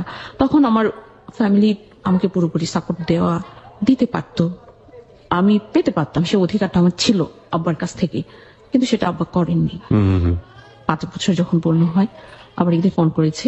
আমি 5 বছরের মাথায় জিজ্ঞেস করলাম যে তুমি কেন আমার সাথে এই কাজটা করলে। তখন ও বললো যে আসলে পরিস্থিতি আমাকে বাধ্য করেছিল। তখন বললাম যে পরিস্থিতি বাধ্য করেছিল, পরিস্থিতি তখন তোমার প্রতিকূলে ছিল, কিন্তু পরিস্থিতি পরে অনুকূলেও চলে এসেছে। তখন কি তুমি ইচ্ছে করলে আমার জন্য কিছু করতে পারতে না? ও বললো যে হ্যাঁ পারতাম। তাহলে কেন করলে না? ও কোনো উত্তর দিতে পারলো না, নীরব হয়ে রইল। ও ভয় পাচ্ছিল যে আমি হয়তো ওকে ঘৃণা করছি, কিন্তু আমি ওকে ঘৃণাও করি না, ভালোবাসি, আমি চাই ও ভালো থাকুক। এবং তখন আমি ওর প্রতীক্ষায় ছিলাম। এই জিনিসগুলোকে আপনি এক্সপ্রেস করতেন? আমি তখন বলেছিলাম যে তুমি ইচ্ছে করলে আমার পাশে দাঁড়াতে পারো, আমি অনেক কষ্টে এখন পড়াশোনা করছি, ভাবি আমাকে সাপোর্ট দিচ্ছে, কিন্তু আমি বাসা থেকে পাচ্ছি না, তাহলে আমি আর কিভাবে বলবো। তখন আমার ইচ্ছে ছিল যে সে এখন তুই আবার প্রপোজাল পাঠানোর জন্য ব্যবস্থা করতে পারে, অথবা সে এখন যদি আমাকে বলে যে ঠিক আছে আমরা নিজেরাই করে ফেলবো। ওই সময় তো সে স্টাবলিশড হয়ে গেছে, আর আমার তো আরো এজ হয়ে গেছে। আমার ইচ্ছে ছিল এরকম একটা যে সে আমাকে বলুক, কিন্তু তার কাছ থেকে সেরকম কোন উত্তর আমি পেলাম না। এই তো শেষ, ফোন রেখে দিল, যোগাযোগ শেষ। তারপর এক সময় আমি শুনতে পেলাম যে ও ওখানে সেটেল হওয়ার জন্য রাশিয়ান একটা মেয়ে, অস্ট্রেলিয়ায় সিটিজেনশিপ, ওই মেয়ের সাথে কন্ট্যাক্ট ম্যারেজ করেছে। এটা আমি ওর পাশেই, রাশিয়ান যে মেয়েটার সঙ্গে করলো, মেয়েটা কি সিটিজেন ছিল ওখানকার? হ্যাঁ, মেয়েটা অস্ট্রেলিয়ার সিটিজেন ছিল। ওকে। কিন্তু এটা সে হাইড রাখলো, আমার কাছে চলে আসলো আমার বান্ধবীর মাধ্যমে। আমার বান্ধবীর মামা ওরই সাথে, মানে পাশাপাশি ফ্ল্যাটে ওরা থাকতো। কথাটা আমি বাউল ভাইকে বললাম, বাউল ভাইয়ের মাঝে মধ্যে ওর সাথে ফোনে কথা হতো। বলছি যে আপনি জিজ্ঞেস করবেন ওকে। জিজ্ঞেস করার পর টোটালি অস্বীকার করলো যে না, সে এরকম কোনো কিছু করেনি। কিন্তু বাউল ভাই আমাকে তখন বলতো যে তুমি ওকে ভুলে যাও, তুমি যেমন নতুন করে চলছো এভাবেই চলো, নতুন করে স্বপ্ন দেখো, নতুন করে বাঁচো, তোমার লাইফে আরো অনেক শহীদ আসবে, এর চেয়ে অনেক যুগ ছেলে আসবে। তাহলে আর ও তো নাই। আর যখন কন্ট্যাক্ট ম্যারেজ করেছে শুনে তো আমি হতাশ হয়ে গেছি। একটা স্বপ্নই তো বাকি ছিল সাথে, একটা স্বপ্নই তো বাকি ছিল যে সে ফিরে আসবে, কখনো না কখনো আসবে। তারপরেও কেন জানি আমার মনে হতো যে না, ও আসবে, আমি সেই অপেক্ষায় ছিলাম। তারপরেও মনে হতো, আমি ফিল করতাম যে ও আসবে। এর পিছনে যুক্তিটা কি আমি জানি না, হয়তো ওকে আমি বেশি ভালোবাসতাম, খুব বেশি বিশ্বাস করতাম, এ কারণে হতে পারে। কিন্তু এর মধ্যে আমি গ্রাজুয়েশন কমপ্লিট করলাম, ভাইয়ের কাছ থেকে গ্রাফিক্সের হাতে খড়ি হলো, জবের জন্য চেষ্টা করলাম, ট্রেনিং নেওয়ার জন্য বাইরে আসলাম। তারপর জব সার্চ করে ঢাকায় চলে আসা। 2008-এর কথা, আমি জবে ইন করলাম, জব করছি একটা আর্কিটেক্ট ফার্মে। আমার তখন স্বপ্ন হচ্ছে যে আমি জব করবো এবং আমার ক্যারিয়ারটাকে কিভাবে বিল্ড আপ করা যায়। পড়াশোনা আর সম্ভব চালিয়ে নেওয়া হচ্ছে না, কারণ ফ্যামিলি থেকে আমাকে অ্যাফোর্ড করছে না, তো ওখানে অতটুকুতেই থেমে গেছে। আপনি তো জব করতেন সেই সময়, নিজের খরচ, নিজের খরচে যখন জবে চলে এসেছি তখন নিজের খরচে চলি, তবে বাসা থেকে একটা অ্যামাউন্ট প্রতি মাসে দেওয়া হয়, এটা খুব বেশি না, বেশি না হলেও প্রতি মাসে একটা অ্যামাউন্ট এখনো পর্যন্ত আমার জন্য বরাদ্দ আছে এবং এটা আমি পাচ্ছি। এর মাঝখানে আমার আব্বা স্ট্রোক করেন, অসুস্থ হয়ে পড়েন, তখন সবাই মিলে ধরে বসে যে দুটো মেয়ে তো বাকি আছে বিয়ের, এদের তো একটা ব্যবস্থা করতে হবে। চেষ্টা হয় আমাদের সম্পত্তি যেটা আছে, আব্বার যা কিছু বোঝা আব্বাকে যে আপনি করেন, উইল করে দেন ছেলে মেয়েদের নামে। এদিক দিয়ে সমস্যা ছিল যে আসলে আমার ভাইয়েরা চাচ্ছিল না, তো আব্বা সব মেয়েদেরকে 2 কাঠা প্লট দিবে এটা বলতেন। আর এখানে একটা প্রবলেম ছিল, আমাদের বিয়ের কোনো প্রপোজাল আসলে ফটক কিন্তু পাত্রপক্ষকে আগেই বলে দিত যে মেয়েদেরকে 2 কাঠার প্লট দেয়। এখন এটার জন্য অনেক সময় প্রবলেম হয়ে যেত যে আসলে এটা তো পাবলিসিটি হয়ে গেছে, কিন্তু এখন তো আর এটা দিচ্ছে না আব্বা। আপুর বিয়ের ক্ষেত্রে দেখা গেছে যে ভালো ভালো প্রপোজাল আসছে, কিন্তু ফ্যামিলি থেকে কেউ অ্যাক্টিভ না, ভাইয়ারা আব্বা সবাই 4 ভাই আর আব্বা 5 জন একমত হতে পারেন না, আপুরও বিয়ে হচ্ছে না, আর আমাকে নিয়ে তো তখন কেউ মাথায় হচ্ছে না, কারণ আমার বড় জনই বাকি আছে। এখানে আমি যেটা বলবো যে আমার যে কথাটা বলার, আমার আব্বা এবং ভাইয়েরা। তো আত্মীয় স্বজনরা সেটাই বলতো যে আপনি একটা প্লট বিক্রি করে দুটা মেয়ের বিয়ের জন্য ইয়ে করেন, টাকা ব্যাংকে রেখে দেন, বিয়েটি যখন ঠিক হবে তখন ওটা বিয়ে দিবেন। আব্বা কিছুতে রাজি হতো না, বলছে যে আমি তো জমি বিক্রি করে মেয়েদের বিয়ে দেবো না, ছেলেদের বিয়ে করাইনি। আর এটার কারণ ছিল যে আমার বড় ভাই যে লাভ ম্যারেজ দিকে হচ্ছে যে মানুষ তো বলবেই যে বিয়ে হয় না, বিয়ের বয়স হয়ে গেছে, আত্মীয় স্বজনরাও বলে, এগুলি শুনতে ভালো লাগে না। আমাদের তো কোনো অপরাধ নেই, এখন গার্ডিয়ানরা উদ্যোগ নিচ্ছে না, আমরা কি করতে পারি? ভালো ভালো প্রপোজাল আসে, আর আমাদের কন্ডিশন ছিল গ্রামের মতো বিয়ে করবোই না, কিন্তু হচ্ছিল না, কেউ একমত হতে পারেনি। এসব নিয়ে অনেক ঝগড়াঝাটি ভাইদের মধ্যে হয়েছে। যখন এরকম চেষ্টা চলছে তখন আপনার বয়স কত? 24। মানে still you are waiting for Shahid, ওই ভালো না, হ্যাঁ আমি শহীদের জন্য ওয়েট করছি, আর আপুর তো বিয়ে হচ্ছে না, তো আমাকে নিয়ে খুব মাথা শহীদ কি ঘামাবে না। আপনার সাথে যখন 1.5 বছর 2 বছর পরে কথা হতো তখন কি এটা বলতো যে আমি ফিরে এসে বিয়ে করবো? না না, ও কিছুই বলতো না, কিন্তু আমি কেন মনে হতো যে ও আমার কাছে ফিরে আসবে, আমার ট্রোল আপ ওকে আমার কাছে ফিরে আনবে। দ্য ভেরি অনেস্ট ওপিনিয়ন, প্রিয় শ্রোতা। হতে পারে ও বোকা, হতে পারে ও যেটা করছে সেটা ঠিক না, কিন্তু ও ওর মনের এগেনস্টে যায়নি। ওর মন যেটা বলছে অন্ধ ছিল বা যাই হোক না কেন, আপনারা হয়তো গেস করতে পারছেন ভবিষ্যতে কি হবে। ডোন্ট গেস প্লিজ, অনুমান করেন না। শুধু একটা কথাই বলতে চাই যে ও ওর মনের এগেনস্টে এখন পর্যন্ত কোনো কিছু করেনি। সে যেভাবেই করুক না কেন, কারণ লাভ কখনো কখনো ব্লাইন্ড হয়ে যায়, কখনো কখনো ঠিক না, লাভ আসলে ট্রুলি ব্লাইন্ড থাকে এবং কখনো কখনো একেবারে এক পাক্ষিক থাকে। তুমি যাই করো না কেন, আমি তোমাকে উপরওয়ালার হাতে সঁপে রেখেছি, সুতরাং তুমি একদিন না একদিন আমার কাছে ফিরে আসবেই। আর একটা কথা তো আছেই, যাকে ভালোবাসো তাকে ছেড়ে দাও, সে যদি তোমার থাকে তাহলে সে ঘুরে ফিরে তোমার কাছে ফিরে আসবে। অনেকভাবেই বোঝানো যায় নিজেকে, হয়তো ওভাবেই ও নিজেকে বুঝিয়েছে। হ্যাঁ, তারপর অ্যাসেট গুলা ভাগাভাগি করার একটা চিন্তা ভাবনা ফাইনাল পর্যায়ে যেয়ে ওটা আর হলো না। বড় ভাই এটাতে বিট্রে দিলেন, তখন ভাইয়ের সাথে আমার একটু মানে বেয়াদবি করতে হয়েছে। যখন আমাদের ফ্যামিলি মিটিং হয় রাতের পর রাত, তখন কিছু কথাও বলতে হয়েছে। ভাইয়া বলতেন যে 18 বছর বয়সের পর আর কোনো দায়িত্ব থাকে না মেয়েদের প্রতি বাবার মার, এরপরে বিয়ে দিয়ে দিবে, আর যদি বিয়ে না করে ওটা নিজেরাই চলবে। যেহেতু ভাইয়ের কথা হচ্ছে যে আমরা রাজি হচ্ছি না, আমরা এটা সেটা, বড় বোন রাজি হতো না কেন? ও বলে চলে পুরুষ বিদেশি, বলে চলে পুরুষ বিদেশি, আর ওইরকম টাইপের ছিল, একটু অন্যরকম পার্সোনালিটি। হ্যাঁ। আর ওখানে বড় ভাইয়া যখন সেদিন মিটিং এ বললো যে মেয়েদের 18 বছর, তখন বললাম যেটা হচ্ছে ওয়েস্টার্ন কান্ট্রিতে, আমাদের দেশে না। আমাদের দেশে নিয়ম হচ্ছে যতক্ষণ পর্যন্ত মেয়েকে বিয়ে দেওয়া না হচ্ছে, স্বামীর ঘরে না দেওয়া হচ্ছে, ততক্ষণ পর্যন্ত বাবারই দায়িত্ব থাকে। তো মেয়েদের ক্ষেত্রে যদি 18 বছর আইনটা মানতে হবে নিয়মটা, তাহলে ছেলেদের ক্ষেত্রেও একই নিয়ম। অন্তত বিয়ে করিয়ে দেওয়ার পর, ব্যবসা বাণিজ্য দিয়ে দেওয়ার পর, পরে তো বাবার আর ছেলে সংসার চালানোর কথা না, তাহলে এখনো কেন আব্বার তোমাকে মাসে মাসে টাকা দিতে হয়? এইভাবে যখন ভাইয়ের সাথে কথা বললো, অবশ্যই বেয়াদবি হয়ে গেছে, আমি ওনার অনেক ছোট, কিন্তু পরিস্থিতির কারণে এসব বলতে হলো। এভাবেই আর কোনো সমাধান হলো না। তারপর আমি গ্রাজুয়েশন কমপ্লিট করে জব নিয়ে ঢাকায় চলে আসলাম, জব করছি। তারপর আমার আপু জব চলে আসে, ছোট ভাইয়ের কিছুদিন পর ইটালির ভিসা হয়ে যায়, উনিও ইটালিতে চলে যান। বাসায় তখন আব্বা আম্মা আর হচ্ছে আমার সেজো ভাই ভাবি চলে আসে। এখন হচ্ছে যে আমার ঢাকার লাইফটা চলছি, আমি অন্য কোনো কিছুই চিন্তা করছি না। আমার চিন্তা একটাই যে আমি আমার ক্যারিয়ার বিল্ড আপ করতে হবে। বিয়ে নিয়ে ভাবতে পারছি না, যেহেতু ফ্যামিলি ভাবে না, আর বিয়ে তো তখন আমার মাথায় ওভাবে আসেই না। তখন আমি শহীদকে ফিল করি, অনেক প্রেমের অফার এসছে, কিন্তু আমি কাউকেই পাত্তা দিইনি। আর আমি জব করতে গিয়ে দেখা গেছে যে আমি জব করছি, কিন্তু আমার ফিজিক্যাল কিছু প্রবলেম আমি ফিল করছি, উইকনেসটা বেশি থাকতো। আমি ঠিক মতো খাওয়া দাওয়া করলেও তারপর আমি উইক হয়ে যেতাম, বেশি পরিশ্রম করতে পারি না। ডাক্তারের কাছে গেলে তেমন কোনো কিছু ফাইন্ড আউট হয় না, শুধু একটা জিনিস ধরা পড়ে যে আমার ব্লাডের হিমোগ্লোবিন লেভেলটা কম, ওটার জন্য আমাকে কিছু আয়রন ট্যাবলেট খেতে দেয়। এই তো আমি হোস্টেলে থাকি, আর বলে হোস্টেলে খাবার দাবার তো পুষ্টিকর খাবার তো হোস্টেলে হয় না হয়তো, সে কারণে তারপর প্রতি মাসে মাসে আবার টেস্ট করানো হয়। 10 কিংবা 10+ হিমোগ্লোবিনের উপরে ওঠেই না। কিছু ছোট ছোট প্রবলেম ফিল করি, রাতে ঘুমের প্রবলেম। ডাক্তারের কাছে গেলাম, ডাক্তার আমাকে বলতো যে বিয়ে করলে ঠিক হয়ে যাবে, সব আপনার মেজর কোনো প্রবলেম নেই। তখন আমার ফ্রেন্ড সার্কেলরা একই কথা বলে, সেদিক থেকে বিয়ের কথাটা যখন সবাই বলে, তখন চিন্তা করলাম আসলে বাসা থেকেও উদ্যোগ নিচ্ছে না ওরভাবে। আত্মীয় স্বজনের মধ্যে হচ্ছে যে ফুপো আছে, মামি আছে, চাচি আছে, ওনারা বলে যে নিজেরা পছন্দ করে বিয়ে করে ফেলো, নিজেরা করে ফেলে, যেহেতু গার্জিয়ানরা জোরালো পদক্ষেপ নিচ্ছে না। কারণ ওনারা অনেকবার অনেক প্রপোজাল নিয়ে ফ্যামিলিতে গিয়ে ফেল হয়ে ফিরে আসছে। ওদের কথা হচ্ছে ওরা টাকা পয়সা খরচ করে বিয়ে দিবে না, ওরা টাকা দিয়ে জামাই কিনবে না। তো বিয়ের এইসব কথার কারণে আমি বলতাম যে আসলে আমার যারা বলতো, আমার ক্লোজ একটা বান্ধবী ছিল, ওকে আমি বলছি যে আসলে এই ধরনের একটু প্রবলেম আছে, তো এখানে আমি বিয়েটা বললেই তো আর আমি বিয়ে করতে পারছি না।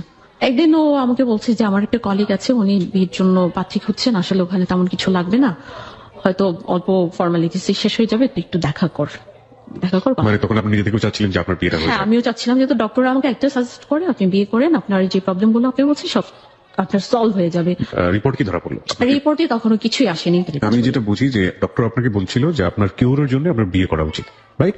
বিয়ে বলতে যদি একদম সাইন্টিফিক্যালি আসি, উনি আপনাকে একটা ফিজিক্যাল রিলেশনশিপের মধ্যে যাওয়ার কথা বলছিলেন, রাইট? সেটা আপনার কিউরের জন্য। কিন্তু প্রসঙ্গ হচ্ছে যে কি ধরনের প্রবলেম আপনার শরীরে আসলো, এটা আপনি পরবর্তীতে আবিষ্কার করতে পেরেছিলেন? হ্যাঁ, পরবর্তীতে যেটা আবিষ্কার হয়েছে যে আমার থ্যালাসেমিয়া আছে।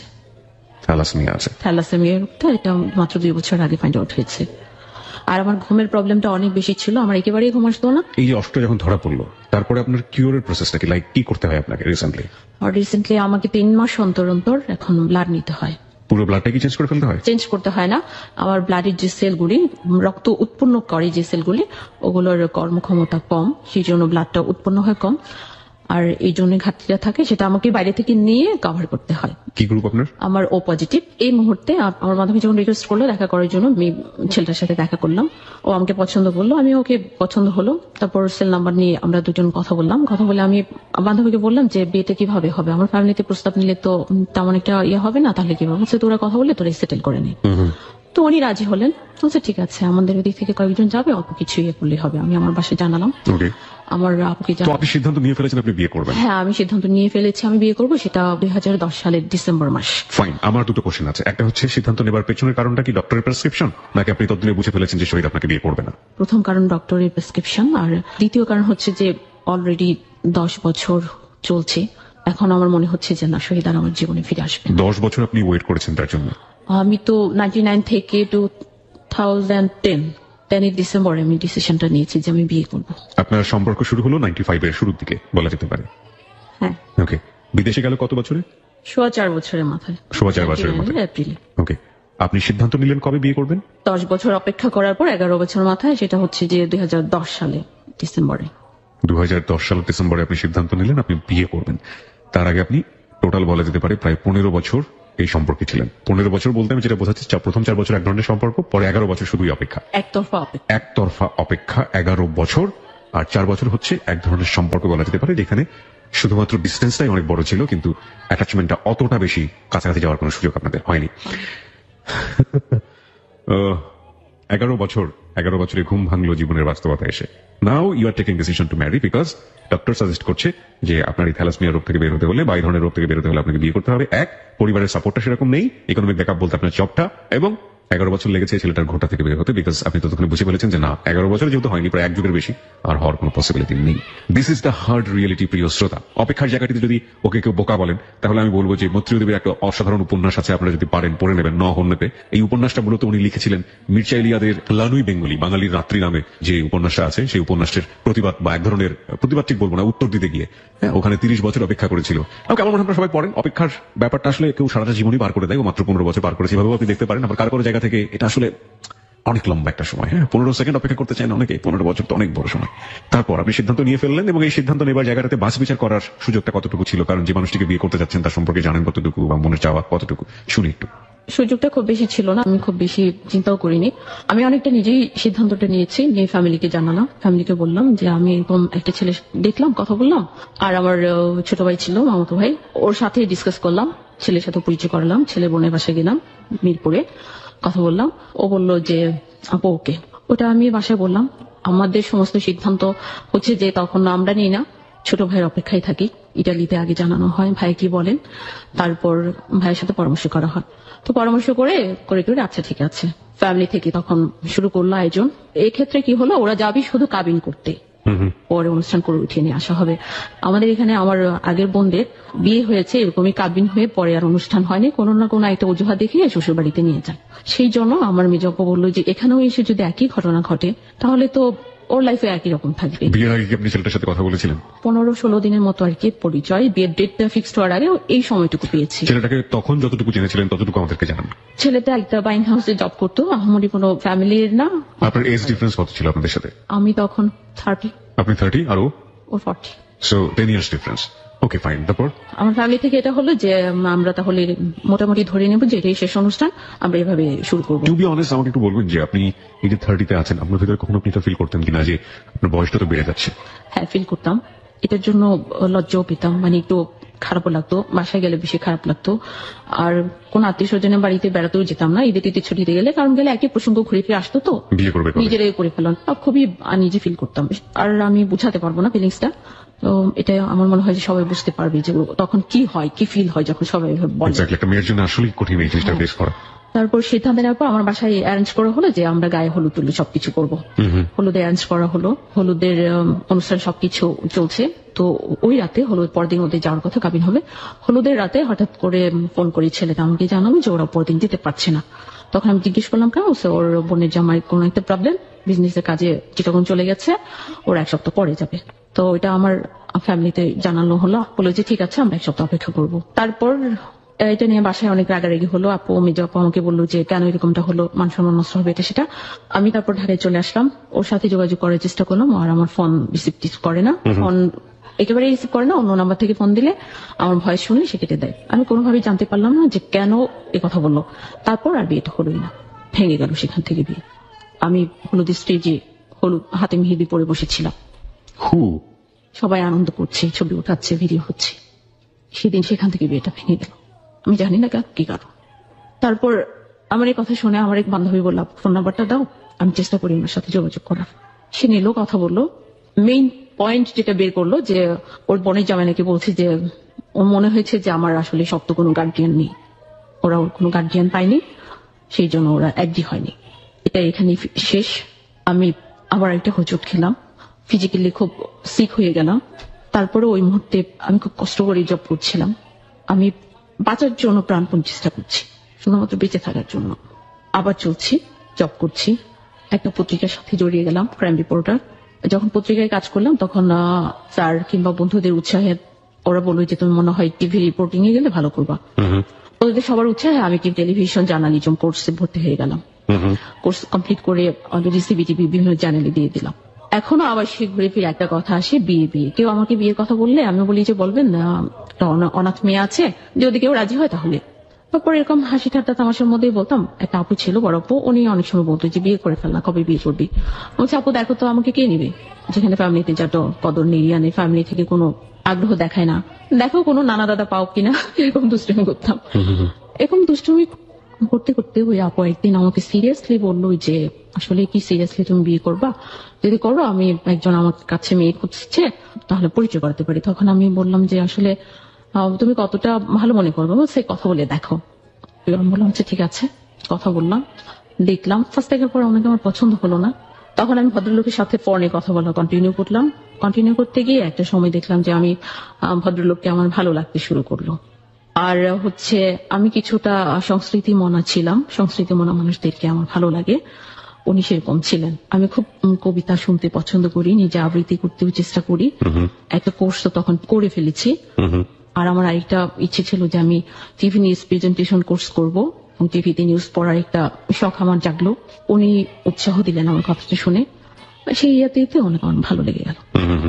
তখন বিয়ের প্রসঙ্গটা যখন আসলাম, বলছি যে আমার ফ্যামিলিতে তো জানানো দরকার।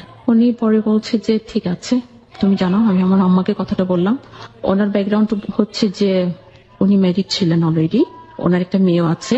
আবার বিয়ে করার কারণ হচ্ছে যে ওনার ওয়াইফ, মেয়েটা যখন হয় তখন ওনার একটা মেয়েলি প্রবলেম হয়ে যায়, উনি ইনভ্যালিড হয়ে যান, সেই জন্য ওনাকে আবার সেকেন্ড বার বিয়ে করার চিন্তা করতে হচ্ছে। আমি আম্মাকে কথাটা বললাম, শুনে আমি ঠিক বুঝতে পারিনি, আপনি একটু আরেকটু ক্লিয়ার করবেন যে আসলে ইনভ্যালিড বলতে আপনি কি বোঝাচ্ছেন? হাজবেন্ড ওয়াইফের যে রিলেশনটা, ওই রিলেশনের ক্ষেত্রে উনি ইনভ্যালিড হয়ে যান। আর উনি সেজন্য কোনো ডিভোর্স হয়ে যায়? ডিভোর্স হয়নি, উনি ছিলেন, ওনাকে উনি রেখেছেন, উনি অনেক বেশি অসুস্থ ছিলেন, কোমায় চলে গিয়েছিলেন। ওনার বেবিটা হতে গিয়ে ওই সময় ওনার ওয়াইফ কোমায় চলে গেছেন। সেখান থেকে উনি ফিরে এসেছেন, বেঁচে আছেন, কিন্তু উনি অনেক অসুস্থ, অনেক রকমের প্রবলেম ওনার মধ্যে। এটা কি ওনার ওয়াইফের সমস্যা নাকি ওনার হাজবেন্ডের, মানে আপনি যার সাথে রিলেশন করতেছেন তার সমস্যা? ওনার ওয়াইফের সমস্যা। মানে ওনার ওয়াইফ ফিজিক্যালি মানে সাউন্ড না, তাই তো? উনি আর সক্ষম নন, এরকম একটা অবস্থায় চলে গেছেন। হাজবেন্ড তার জায়গায় ঠিক আছেন, তাদের একটা সন্তান আছে, তাই তো? এটা হচ্ছে সিচুয়েশন, এটা আপনাকে খুলে বললো বিয়ের আগে? হ্যাঁ। ওকে ফাইন, তারপর আম্মাকে বললাম, আমাকে বলার পর আম্মা বলছে যে ঠিক আছে তাহলে আমি লোক পাঠাই খোঁজ খবর নেওয়ার জন্য। এখন কোনো সিদ্ধান্ত নিস না, আমি লোক পাঠাবো। আমি ওনাকে বললাম, বলার পর বলছে যে না, এটা বাড়াবাড়ি হয়ে যাবে, এত কিছু করার দরকার নেই, তোমাকে আমার ভালো লেগেছে প্রথম দিন দেখেই, আমাকে যখন তোমার ভালো লেগেছে আমরা মনে হয় সিদ্ধান্ত নিতে পারি। উনি একটা নাম করা কোম্পানির এক্সিকিউটিভ ডিরেক্টর ছিলেন। ইডি ছিলেন? হ্যাঁ, ইডি। আচ্ছা, নামটা জানতে পারি? ওনার নিকনেম হচ্ছে তপু। তপু এক্সিকিউটিভ ডিরেক্টর একটা কোম্পানি, ওনার তো বয়সটা হলে অনেক হওয়ার কথা। ওনার বয়স তখন 43। 43, মানে আপনার সাথে বয়সের ডিফারেন্স তাহলে কত দাঁড়াচ্ছে? 11 থেকে 12 বছর। হ্যাঁ। ওকে, তারপর কি করলেন আপনারা? উনি আমাকে সময় দিলেন না, সময় পিছাতেও চাইলেন না। একদিন আমরা ঘুরতে গেলাম আশুলিয়াতে, ওখানে কফি খেতে খেতে উনি কিছু কথা বললেন, ওনার সুখ দুঃখের কথা যেসব। উনি ওনার ড্রিম বলে যখন আমাকে বললেন আর কষ্টের কথাগুলো বললেন, আমার ওনার প্রতি একটা সিম্পেথি কাজ করলো। বেবির বয়স কত ছিল? বেবির বয়স বলতে বেবি না, মেয়েটার বয়স 24। And that times you were 30, 31. Only 6 and 7 years difference. কোশ্চেনটা কি কখনো এরকম হওয়ার ছিল আপনার কাছ থেকে যে আপনি আমার বয়সী মেয়েকে কেন বিয়ে করতে চাচ্ছেন, যেখানে আপনার মেয়ের বয়স মাত্র 4 বছর বা 5 বছর ডিফারেন্স? উনি চাইতেন যে মেয়ের ছোট এরকম না, মেয়ের চেয়ে অন্তত 1-2 বছরের বড় হোক। আর ওনার লজিক যেটা ছিল যে উনি বলতেন যে আমি তো জেনারেশন ক্রিয়েট করবো। ওকে, দ্যাটস আ গ্রেট লজিক। 30 পরে অনেক সময় সমস্যা হয়। ফাইন, তারপর? হ্যাঁ, আমি রাজি হলাম, আর আমি আমার যে থ্যালাসেমিয়া রোগটা আছে সেটা ওনাকে খুলে বললাম। তাহলে তো ব্যাপারটা নেগেটিভ হয়ে যাওয়ার কথা। কেন বলছি, অলরেডি আপনি ক্রস করেছেন 30। উনি যদি বেবি বা জেনারেশন ক্রিয়েট করার কথা চিন্তা করেন, আমি ঠিক জানি না, অ্যাকর্ডিং টু ডক্টর প্রেসক্রিপশন 30 পরে অনেক সময় সমস্যা হয়। হ্যাঁ, এটা ওনার জানা থাকার কথা, যেহেতু উনি শিক্ষিত ছিলেন এবং একটা কোম্পানির executive director. It's not a matter of joke. তারপরে যেটা সেটা হচ্ছে যে আপনার অলরেডি থ্যালাসেমিয়া পেশেন্ট আপনি, এবং আপনার প্রবলেম হতেই পারে। তো এত কিছু জেনে কেন আপনার প্রতি উনি টেম্পারেট পাবেন? আমি তখন ওনাকে বললাম যে আমার থ্যালাসেমিয়াটা আছে, আপনি এটা সম্পর্কে যদি ধারণা না থাকে তাহলে ডাক্তারের সাথে কথা বলে দেখতে পারেন। উনি আমাকে উত্তর দিলেন যে দেখো, আমি সমুদ্র সাঁতরানো মানুষ, পুকুর দেখে ভয় পাই না। আমি আমার ওয়াইফকে নিয়ে যে কষ্ট করেছি 10টা বছর, আর তোমার এই রোগটা তেমন কোনো কিছুই না, আমি এটা নিয়ে ভাবছি না। তুমি আমার উপর পুরোপুরি বিশ্বাস করতে পারো। তখন আমি বিশ্বাস করলাম, ভরসা করলাম, এই জন্য রাজি হলাম। কিন্তু আমার একটা আপডেট ছিল যে আমার খুব স্বপ্ন ছিল আমার এনগেজমেন্ট রিংটা ডায়মন্ড রিং হবে। উনি রাজি হলেন, আমরা গিয়ে ডায়মন্ড রিং পছন্দ করে কিনলাম। উনি আমাকে রিং পরালেন, বলা চলে যে আমাদের এনগেজমেন্ট হয়ে গেল। আর সেই মুহূর্ত থেকে আমি তখন ওনার বাগদত্তায় এভাবে নিজেকে ভাবতে শুরু করলাম। বিয়েটা হয়নি তখন? তখন বিয়েটা হয়নি, এটা হচ্ছে যে 2013 আগস্টের একদম শেষের দিকে, কিছুদিন আগের ঘটনা। এই কিছুদিন আগের ঘটনা। ডেট ঠিক হলো যে সেপ্টেম্বরের 6 তারিখ শুক্রবার বিয়ে হবে। ওই ডেটেই বিয়ে করতে রাজি হয়ে গেলাম। পছন্দ করে বিয়ে শাড়ি কিনলাম, বললাম যে আমি বউ সাজবো, বিয়ে করবো তো অবশ্যই বউ সাজবো। প্রত্যেকটা মেয়ের জীবনেই একটা স্বপ্ন থাকে। উনি বলছে যে এভাবে সাজিয়ে টাজিয়ে নিতে তো আমার বাসায় প্রবলেম হবে। বলছে আমি কিছু জানি না, কিন্তু আমার বউ সাজবো। ঠিক আছে, দেখা যাবে। উনি কি প্রথম ওয়াইফের কাছ থেকে পারমিশন নিয়েছিলেন? উনি নিয়েছেন, এবং আমি নিজেও প্রথম ওয়াইফের সাথে ফোনে কথা বলেছি। আমাকে বাসায় যেতে বলেছেন যে তুমি চলো আমাদের বাসায় কথা বলবা তোমার আপুর সাথে। আমি বলছি না, বাসায় যাবো না, আমাকে ফোনে কথা বলতে দিন। তো দুদিন আমি আপুর সাথে বিয়ের আগে কথা বলেছি। আপু টোটালি পারমিশন দিয়েছেন, ওনার প্রবলেম গুলো খুলে বলেছেন।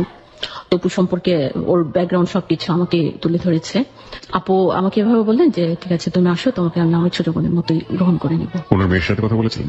না, মেয়ের সাথে কথা হয়নি। কথা বলা হয়নি। আপনাকে বলেছিল বাসায় যেতে, আপনি বাসায় যাননি। নোট অন দ্যাট পয়েন্ট, প্রিয় শ্রোতা। এই বিষয়গুলো কিন্তু খুবই গুরুত্বপূর্ণ। আগেও বেশ কিছু বিষয়গুলোকে আমি নোট করতে বলেছি, এগুলো একটু মাথায় রাখতে হবে গল্পের শেষের জন্য। এত কিছুর পরে যে বাসায় আপনাকে এভাবে নিতে প্রবলেমটা কোথায়? লাইক আপনি শাস্তি যাচ্ছেন, উনি শাস্তি দিচ্ছেন না, বা এরকম কোনো কিছু? এটাই জানতে চেয়েছিলাম। আমি বলছিলাম যে যেহেতু আপুর পারমিশন আছে, তাহলে আপু নিজে এসে আমাকে সাজিয়ে গুছিয়ে বিয়ে করে আমাকে বাসায় নিয়ে যাক। উনি বলছে যে না, তুমি এই ডেটটা করো না, আমরা এমনিতে পরে তুমি বসে যাও। আমাকে আর কি বলবেন যে এই যে শহীদের জন্য এতদিন ধরে অপেক্ষা, আপনি কি শহীদকে জানালেন যে আপনি বিয়ে করতে চাচ্ছেন? শহীদ তো আমার সাথে কোনো যোগাযোগ করে না, এবং শহীদের কোনো সেল নাম্বার, কোনো অ্যাড্রেসে আমাকে কখনো দেয়নি। লাস্ট কবে যোগাযোগ হয়েছিল ঘটনার আগে? কত বছর আগে বা কত মাস আগে? ওই তো 2004 জুনে লাস্ট কথা হয়েছে। তারপর শহীদ আর কখনো আমার সাথে যোগাযোগ করেনি। এরপরে সে দেশে এসেছে, তারপরও যোগাযোগ করেনি। ও বিয়ে করেছে, আমার সাথে যোগাযোগ করেনি। বিয়ে করেছে কবে? 2011 সালের মার্চ মাসে। এটা কি আপনি জানতেন? হ্যাঁ, ও দেশে আসার পরপরই আমি খবর পেয়েছি শহীদ দেশে এসেছে। ওর বিয়ে যখন ঠিক হয়েছে সেটাও আমি জেনেছি, ও বিয়ে করেছে, কাকে কোথায় বিয়ে করেছে। আপনি আপনার জায়গা থেকে কোনো বাধা দেননি? আমি কোনো বাধা দিইনি, কারণ ও এসে আমার সাথে যখন একবারে যোগাযোগ করার চেষ্টা করেনি, একবারে যখন বাবুল ভাইকে জিজ্ঞেস করেনি লিজা কেমন আছে, বেঁচে আছে কি মরে গেছে, তো আমি আর প্রয়োজন মনে করিনি। আমি নিজে থেকে যাওয়া মানে অপমান বোধ করা। আমি আমার আত্মসম্মানের জায়গা থেকে আমি কখনোই ওর সাথে যোগাযোগ করছি। So that part already end, প্রিয় শ্রোতা। নতুন একটা সময় শুরু হচ্ছে, সেটা আরো 2 বছর পরে। ওকে, তারপর সেপ্টেম্বরের 6 তারিখ খুব সিম্পল ভাবে আমি রেডি হলাম। উনি আমাকে আমার বাসা থেকে গাড়ি দিয়ে নিয়ে আসলেন ওনার বাসা মালিবাগে একটা কাজী অফিসে। ওখানে আমি বলছিলাম আপনার ফ্রেন্ড সার্কেল কাউকে না কাউকে সাক্ষী হিসেবে রাখেন, যেহেতু আমার পক্ষ থেকে আমি কাউকে রাখতে পারছি না। উনি বলছে যে কাউকে লাগবে না, ঠিক আছে, একটা ছেলেকে রেখেছে, ওটা হচ্ছে ওনাদের অ্যাপার্টমেন্টের ওই সুপারভাইজার। ওই ছেলেটাকে আমার উকিল ভাব করে কাজী অফিসে আমাদের বিয়েটা হয়। সিম্পলি বিয়ে করে বাসায় গেলাম। গেট খুললেন আপু, মানে ওনার ফার্স্ট ওয়াইফ। প্রথম দেখা ওনাকে আমি 5 ছুঁয়ে সালাম করলাম। উনি আমাকে বরণ করে নিলাম, ঘরে গেলাম, বসলাম। আমার বিবাহিত জীবনের এই শুরু। আপনি ওনার মেয়ের সাথে কথা বললেন, কি পেলেন এনভায়রনমেন্টটা? এনভায়রনমেন্টে ছিল ওর রুমে গিয়ে বসলাম, বসার পর ওর মেয়েও আসলো, মেয়ের সাথে আমাকে পরিচয় করা হলো, মেয়ে সালাম দিয়ে কথা বললো, ভালো মন্দ কুশল বিনিময়। এবং ওর মেয়ের বিয়ে দিয়েছে, মেয়ের জামাই বাসায় ছিল, মেয়ের জামাইও বাসায় ছিল? বাসায় ছিল। মেয়ের জামাইকে ডেকে এনে পরিচয় করানো হলো। ঠিক আছে, এতটুকু পর্যন্ত ঠিক আছে। যখন জানলাম যে মেয়ে, আমি দেখলাম মেয়ে প্রেগনেন্ট। মেয়ে প্রেগনেন্ট? ওকে। তারপর মেয়ের আরো পিচ্ছি, বাচ্চাটা কাচ্চাদের 3টা বাচ্চা, মেয়ের আরো 3টা বাচ্চা? আরো 3টা বাচ্চা। আমি শক্ট হলাম। এগুলো আপনি জানতেন না আগে? জানতাম না। শক্ট কেন হলেন? মেয়েকে বিয়ে দিয়েছেন এতটুকু পর্যন্ত জানতাম, কিন্তু ওনার যে এতগুলো নাতি নাতনি আমার জানা ছিল না। Okay, now age is matter for you.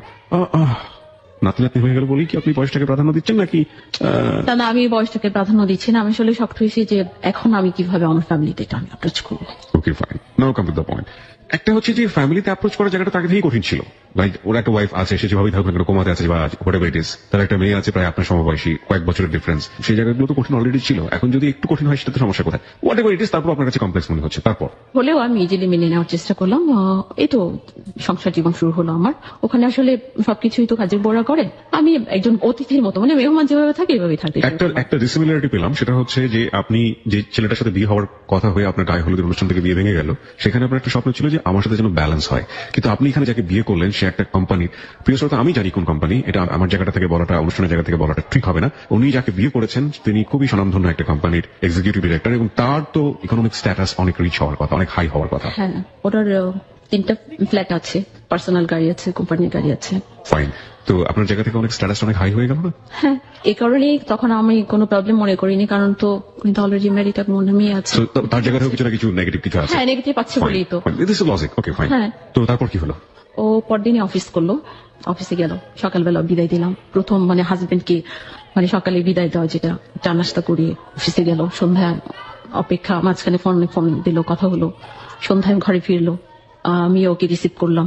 এই তো এভাবে আমাদের চলতে চলো সংসার জীবন। আমি ওদিক দিয়ে খুব ভয় পাচ্ছিলাম যে ব্যাপারটা আমি মাকে কিভাবে জানাবো, আমার ফ্যামিলিতে কিভাবে জানাবো। ও আমার সাথে খুব ভালো ব্যবহার, চলছি প্রথম 1 মাস 2 মাস। এর মধ্যে মাকে একদিন সাহস করে আমি বলে ফেলছি। বলে ফেলার পর ওপাশ থেকে আমার মার ভয় ছিল, মনে হচ্ছে যে আমার মা মনে হয় সেন্সলেস হয়ে গেছে স্ট্যাটাস শোনার পর। আর আমি মাকে তো মিথ্যে বলতে পারবো না। ও আমাকে বলতো যে আমার সাথে কথা বলা, শ্বশুর শাশুড়ি আছে, সালাম করবো, শ্বশুর বাড়ি যাবো না। আর আগে বিয়ে করেছি, ওখানে শ্বশুর শাশুড়ি ছিল না, এরকম একটা মেয়েকে বিয়ে করেছিলাম। এখন তো আমার শ্বশুর শাশুড়ি আছে, মানে ও শ্বশুর বাড়ি যাওয়ার জন্য খুব বেশি ইয়ে করছিলাম। তার জায়গা থেকে ঠিক আছে, তার জায়গা থেকে 100% আগ্রহ দেখাচ্ছিল। তো আমি বলছি যে একটু টাফ হয়ে যাবো, তো আস্তে আস্তে ম্যানেজ করতে হবে। আর তুমি তোমার ব্যবহার দিয়ে ওদের মনটাকে জয় করবা। বোথ ফ্যামিলি কমপ্লেক্সিটি, বিকজ ওর জায়গাটা থেকে, বিশেষ করে আমাদের আজকের যিনি অতিথি লিজার জায়গা থেকে একটা কমপ্লেক্সিটি আমরা দেখলাম যে ওর ফ্যামিলিতে ওর হাজবেন্ডকে নিয়ে যেতে পারছে না because of social complexity. Another thing is that টপুর জায়গা থেকে এক ধরনের কমপ্লেক্সিটি, তাকে পারছে না সে একেবারে বউয়ের মতো করে সাজিয়ে দিয়ে, যেটা লিজার স্বপ্ন ছিল সেভাবে ঘরে তুলতে। এই কমপ্লেক্সিটি গুলোও জীবনে রাখতে হচ্ছে, এবং একই সাথে জীবনের যে ব্যক্তিগত চাওয়া সেই জায়গাটি তো একজন মানুষকে মেনে নিতে হচ্ছে। সবকিছু মিলিয়ে সামনের দিকে আসলে কি দাঁড়ায় সেটা এখন দেখার বিষয়, ফ্যামিলির সাথে যোগাযোগ করার জন্য। এবং আপনি তো আপনার জায়গা থেকে ম্যানেজ করার একটা চেষ্টা করছেন। ফাইন, তারপর? আমার আম্মার সাথে ওকে আলাপ করে দিই ফোনে। তো আমার আম্মা সবকিছু পরেও মেনে নিয়ে বলছে যে বাবা, আমার মেয়ে যখন তোমাকে পছন্দ করে বিয়ে করেছে, এখন আমার মেয়েকে তোমার সাথে আমি তুলে দিলাম, তুমি দেখে রেখো। তখন বললো যে আম্মা, ওকে নিয়ে আপনি কোনো চিন্তা করবেন না, আমি ওকে দেখে রাখবো। তো আমিও মনে মনে চিন্তা করতাম যে আসলে আমার যেরকম একটা সাপোর্ট দরকার ছিল, আমি মনে হয় সেরকম একটা সাপোর্টই পেয়েছি। জবের জায়গাটা কি হলো? জব ছেড়ে দিয়েছি। জবটা কেন ছাড়লেন? জব ছেড়ে দিয়েছি নিডনি। যদি আমার আর্থিক সচ্ছলতা থাকে আমার সংসারে, তাহলে আমি কষ্ট করে জব করবো না। সো যেটা হচ্ছে যে you sacrifice yourself. Okay fine, তারপর? ভালো চলছে আমাদের সংসার। প্রতিদিন সন্ধ্যায় অপেক্ষা করা, হাজবেন্ড ঘরে ফিরবে, ওকে চা করে দেওয়া, খাওয়ানো। আমি একটু ক্রিটিক্যাল জায়গাতে যেতে চাই, এইগুলো না, লাইক আপনার যিনি বুবু ছিলেন বা বোন ছিলেন, লাইক বোন বলবো না কি বলবো আমি জানি না, সত্যি শব্দটা উচ্চারণ করতে চাই না, আসলে কেমন লাগে, অড লাগে, আমি আপুই ডাকতাম। আপু ডাকতেন। তার সাথে তার রিলেশনশিপটা কেমন ছিল? লাইক আপনি ঘরের ভেতরে রিলেশনশিপটা? ঘরের ভিতরে রিলেশনশিপটা ভালো ছিল। তপু হচ্ছে একটু হট মেজাজ, তখন রেগে যায়, একটু রাগারাগি করে, আবার সব ঠিক হয়ে যায়। ওনাদের ব্যাপারটা কেমন? উনি আলাদা রুমে থাকতেন? আলাদা রুমে থাকতেন, ও থাকতো আলাদা। বিয়ের পর তো আমি পার্মানেন্টলি হয়ে গেছি, মানে ব্যাড শেয়ারটা ওটা বলতে গেলে 23 বছর ধরে নেই ওদের মধ্যে। কত বছর ধরে নেই? 23 বছর। ওনার বেবি হওয়ার পরেই তো উনি ইনভ্যালিড। 23 ইয়ার্স কোনো চেষ্টা করেন বিয়ে করার জন্য? হ্যাঁ, অনেক চেষ্টা করেছেন, বিয়ে ঠিক হয়ে ভেঙে গেছে। উনি অনেক গল্প বলেছেন যে অনেক জানতে গিয়ে দেখা গেছে যে হয় আমি পছন্দ হচ্ছে না আমার, কিংবা আমাকে ওরা পছন্দ করছে না, এরকম করে বিয়েটা হচ্ছে না। ওকে ফাইন, তারপর? তো আমার যে আপু, এবং ওনার মেয়ে, ওদের সাথে আমার রিলেশন খুব ভালো না খারাপ না। ও আমাকে কেন জানি বলতো যে তুমি ওদের সাথে খুব একটা মিশবা না, অ্যাভয়েড করবা। আমি বললাম যে অ্যাভয়েড করবো কেন, মনে মনে চিন্তা করলাম। আমি আবার আপুর সাথে মিশলে আবার অনেক কথা শেয়ার হতো। আপু উনি আবার প্রাইমারি স্কুলের টিচার, উনি এখনো জব করেন, তবে শুধু টাকা এনে দেয়, পুরো সংসারটা উনি পরিচালনা করে। মানে আপনার বড় আপু যিনি, মানে আপনার আপু যিনি? হ্যাঁ হ্যাঁ, আপু যিনি। হ্যাঁ, সম্পর্ক ভালো, ঠিক চলতেছে, কিন্তু তবু মাঝে মধ্যে আমার সাথে একটা ঝামেলা করতো যে মানে খুব বেশি শ্বশুর বাড়ি যাওয়ার ইয়েটা নিয়ে। তো ও এটা সারা নিয়ে আমার সাথে একটু খিটিমিটি করা শুরু করলো। আর এটা কি, একটু ধৈর্য তো ধরতেই হবে, যেখানে একটু উইক পয়েন্ট আছে। ও বলছে যে না, আমার নাতি নাতনি আছে, তাতে কি হচ্ছে, তুমি কেনানি হচ্ছ, তোমার পেট থেকে তো কোনো সন্তান হয়নি। লজিক। তখন আমি বললাম আমার বিয়ে হয়েছে এখন, বললে ওরা আসবে দেখতে নিতে, জামাই নিবে, এসে এগুলি দেখলে, এত কিছু দেখলে কিন্তু সবাই ফেড আপ হয়ে যাবে। সে ভরসা ছিল আমার আম্মা আর আমার ছোট আপু। আমি দুইজনকেই ম্যানেজ করার চেষ্টা করছিলাম। ওরা বলছিল একটু সময় লাগবে, এই কথাটা কিভাবে বলি সবাইকে, আমাদের ছোট মেয়ের জামাই, আমরা চাই সম্মানের সাথে যেন সবাই নেয়, ওইভাবে ওরকম একটা পরিস্থিতি তৈরি হলে তখন বাসায় আনবো। কিন্তু তোর ধৈর্য ছিল না। বলতো যে কাজ করো, তুমি তো বাপি সন্তান, অনেক কিছুই পাবা, বলো তোমাকে ইয়ে করতে, কিছু সেলটেল করে টাকা পয়সা দিতে, এটা সেটা। আমি বলছি কেন, আমি কেন বলবো, আমার নিট কি এখন তো তুমি আছো, আর ওটা তো আমার বাবা মারা যাওয়ার পর তো আমি অটোমেটিকলি পেয়ে যাবো। এসব নিয়ে কথা কাটাতে একদিন 2 মাস পূর্ণ হয়নি, ওর মধ্যে এক রাতে ওর সাথে আমার ঝগড়া হয়েছে।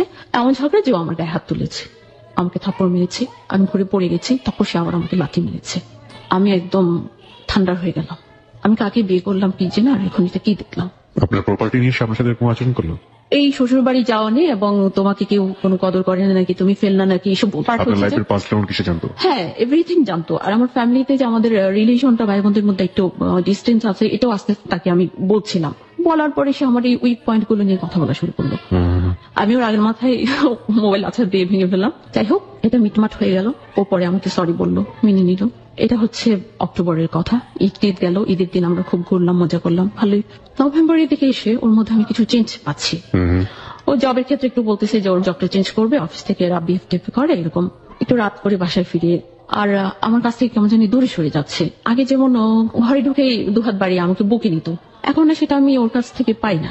আর ও কিন্তু মানে হুটহাটি আমি বলতে আই লাভ ইউ জান। আর আমিও একবার বলেছি ওকে, একদিন বলেছি। আমি মনে করতাম আমাকে অনেক ভালোবাসে, বিশাল একটা আশ্রয় ছায়া, আমি তো সেভাবেই আছি।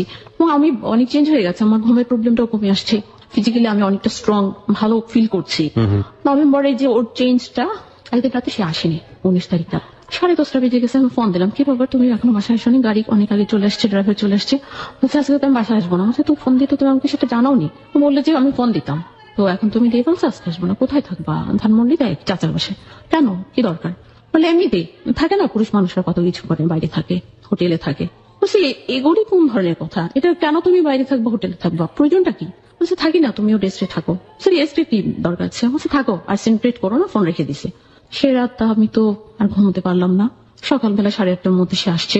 ও আসছে দেখে উঠে আমি তাড়াতাড়ি গেলাম, কিচেনে ঢুকলাম, চা রুটি নাস্তা দিলাম। ও দেখি একটু দিতে দেরি হচ্ছে, এর জন্য চেঁচামেচি করছে। চা নাস্তা করে এই ফার্স্ট সে বেরিয়ে গেল, যা আমার সাথে কোনো কথা না বলে, এবং প্রতিদিন যাওয়ার আগে আমাকে কপালে চুমু খেয়ে আদর করে রেখে দিত। এই ফার্স্ট সেই কাজটা করেনি, রাগারাগি করে সকালবেলা অফিসে গেছে। আমি ভাবতে শুরু করলাম কি হলো, আমার ফল্ট কোথায়, খুঁজে পেলাম না। কিন্তু এটা নিয়ে আমি কোনো ঝামেলা পাকাতে চাইনি। এর আগে আমি একদিন ফলো করি, আমরা বসে আছি টিভি দেখছি, ও ফোনে এসএমএস লিখে, শুধু এসএমএস লিখে, ওর আসে আবার রিপ্লাই দেয়। 2-3 দিন দেখে একদিন আমি বললাম কি ব্যাপার, তুমি এত এসএমএস কাকে দাও, এত এসএমএস আসে কিসে তোমার? আমি বলছি দেখি দেখতে, দেখা আমাকে, ও দেখায় না। বলে না না, এটা দেখার মতো না প্লিজ। আমি ফোনের জন্য জোরাজোরি করছি, ও কিছুতে আমাকে দেয়নি।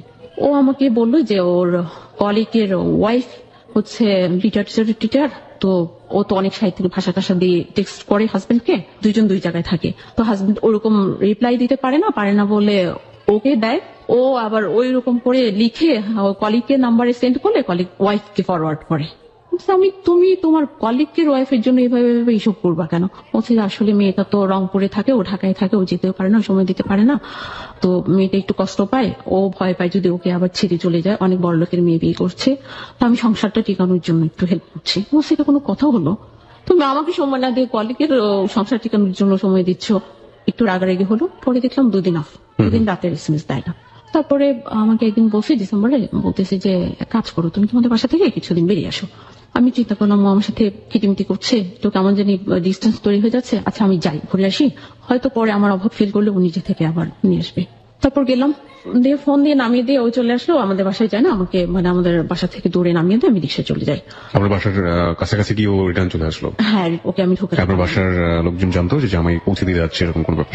হ্যাঁ, আমার আম্মা জানতো, আপু জানতো, কিন্তু তখন নেওয়ার সিচুয়েশন তৈরি হয়নি। ওরা সিরিয়াসলি ব্যাপারটা নিচ্ছিল যে জানুয়ারির মধ্যে ওকে বাসায় নেওয়া হবে। একটু অ্যারেঞ্জমেন্ট করার চেষ্টা ওরা করছিল, সবাইকে জানি। fine. আমি বাসায় ঢুকলাম, পরে আমাকে ফোন দিল, ফোন দিয়ে বললো যে খেয়ে দিয়ে এসে ইয়ে করে আছে। সন্ধ্যার পর আবার আমি ফোন দিলাম, ফোনে কথা বললো যে এক কাজ করো, বাসায় বলো তোমার টাকা লাগবে, তুমি অসুস্থ, বউ অনপ্রড কিছু সেল করে 1 কোটি টাকা তোমাকে ম্যানেজ করে দিতে, অথবা 50 লাখ। বলছি কেন, আর আমার কি এমন কঠিন অসুখ যে আমার এত টাকা লাগবে? বলছে যে না, এটা বলো। তারপর বলছি যে আর ফোন টোন আমাকে দিও না, আমি ফোন দিলে কথা হবে, আমাকে ফোন দিও না। রেখে দিল। ঠিক আছে, পরদিন আমি অপেক্ষা করলাম, ফোন দিল না। তারপর দিন আমি ফোন দিলাম, রিসিভ করলো, কথা বললাম, ভালো কোনো বিহেভ করছে না। কেন ভালো বিহেভ করছে না আমি কিছু বুঝতে পারছি না। যে মানুষ আমাকে দিয়ে গেল সুন্দর করে, গাড়িতে বসে বসলো যে আমি কালকে যদি তোমাকে নিয়ে আসতে চাই তুমি কি আসবা? আমি বলছি কালকে যেন 2 দিন থেকে আসি। বলছে ঠিক আছে, যাও কয়েকদিন থেকে আসো। সে লোক আমার সাথে এরকম ব্যবহার কেন করছে আমি হিসেব মিলাতে পারছি না। তারপর একদিন সে ফোন দিলাম, বলছে বগুড়া যাবে। বগুড়া এসে 5 তারিখ জানুয়ারি নির্বাচন যেদিন, ওদিন আমাকে হঠাৎ করে একটা আননোন নাম্বার থেকে ফোন আসছে। একটা মেয়ে আমাকে ফোন করে বলছে যে আপনি কি লিজা? আমি বললাম হ্যাঁ। আপনি তো পুরো হ্যাঁ। আপনি কি জানেন তপু কোথায় আছে, কি করছে? বলছি তো তোপুর বাসায় আছে। বলছে আপনি কি জানেন তপু যে বিয়ে করেছে একটা? কি বলেন আপনি? তপু বিয়ে করছে? কেন বিয়ে করবে? আর তপুর ওয়াইফটা আমি। বলছে যে না, তপু একটা বিয়ে করেছে, তার ওয়াইফ এখন বাসায় আছে, আপনি যদি সেটা ইয়ে করতে চান বাসায় যান, হাতে নাতে আপনি সেটা প্রুভ করতে পারবেন। তখন আমি জিজ্ঞেস করলাম আপনি কি করে তপু কি চিনেন, আর আপনি কেন সব আমাকে জানাতে আসছেন? পরে বললো যে আমার সাথে তপুর পরিচয় ছিল, বিয়ের কথাবার্তা একসময় হয়েছিল, তখন আমি তপু সম্পর্কে খোঁজ খবর নিয়ে জানতে গিয়ে আমি জানতে পারলাম যে আসলে তপু জেন্টলম্যান না। তারপর আর আমি ওর সাথে যোগাযোগ করি না, কথা বলি না, দেখাও করি না। ও অনেক মেয়েদের সাথে এরকম করে। একবার একটা মেয়ে ওর বাসার গেট পর্যন্ত পুলিশ নিয়ে গেছে, কিন্তু ওকে কিছুই করতে পারেনি। ও মেয়েদের সাথে চিট করে। আপনার সাথে ও চিট করছে, আপনি বাসায় যান, গিয়ে করতে পারবেন। আমি বলছি যে আমি আগে ব্যাপারটা বুঝছি, আপনার কথায় তো আমি সব কিছু করবো না, আমার হাজবেন্ডকে আমি বিলিভ করি। তারপর ওকে ফোন দিলাম, ও আমার ফোন টোটালি রিসিভ করে না, কেটেই দেয়। আমি দুটো কোয়ারি খুব শর্ট করে বলতে হবে। 1 নম্বর হচ্ছে আপনার ফোন নাম্বারটা এই অপরিচিত মেয়েটা পেল কিভাবে? জিজ্ঞেস করলাম আপনি কিভাবে পেলেন? ও বললো যে আমি ওর অফিসের একজনকে দিয়ে খুব কাছের, অনেক কষ্ট করে ও তপুর মোবাইল থেকে নিয়েছি। Okay fine. এই মেয়েটার সাথে তপুর একটা সময় সম্পর্ক ছিল? মেয়েটা সেটা বললো। ফাইন, তাহলে হয়তো কোনোভাবে কোনো রিফারেন্স দিতে চেয়েছে, যেটা আপনাকে জানিয়ে সেটা সে সম্পাদন করার চেষ্টা করছে।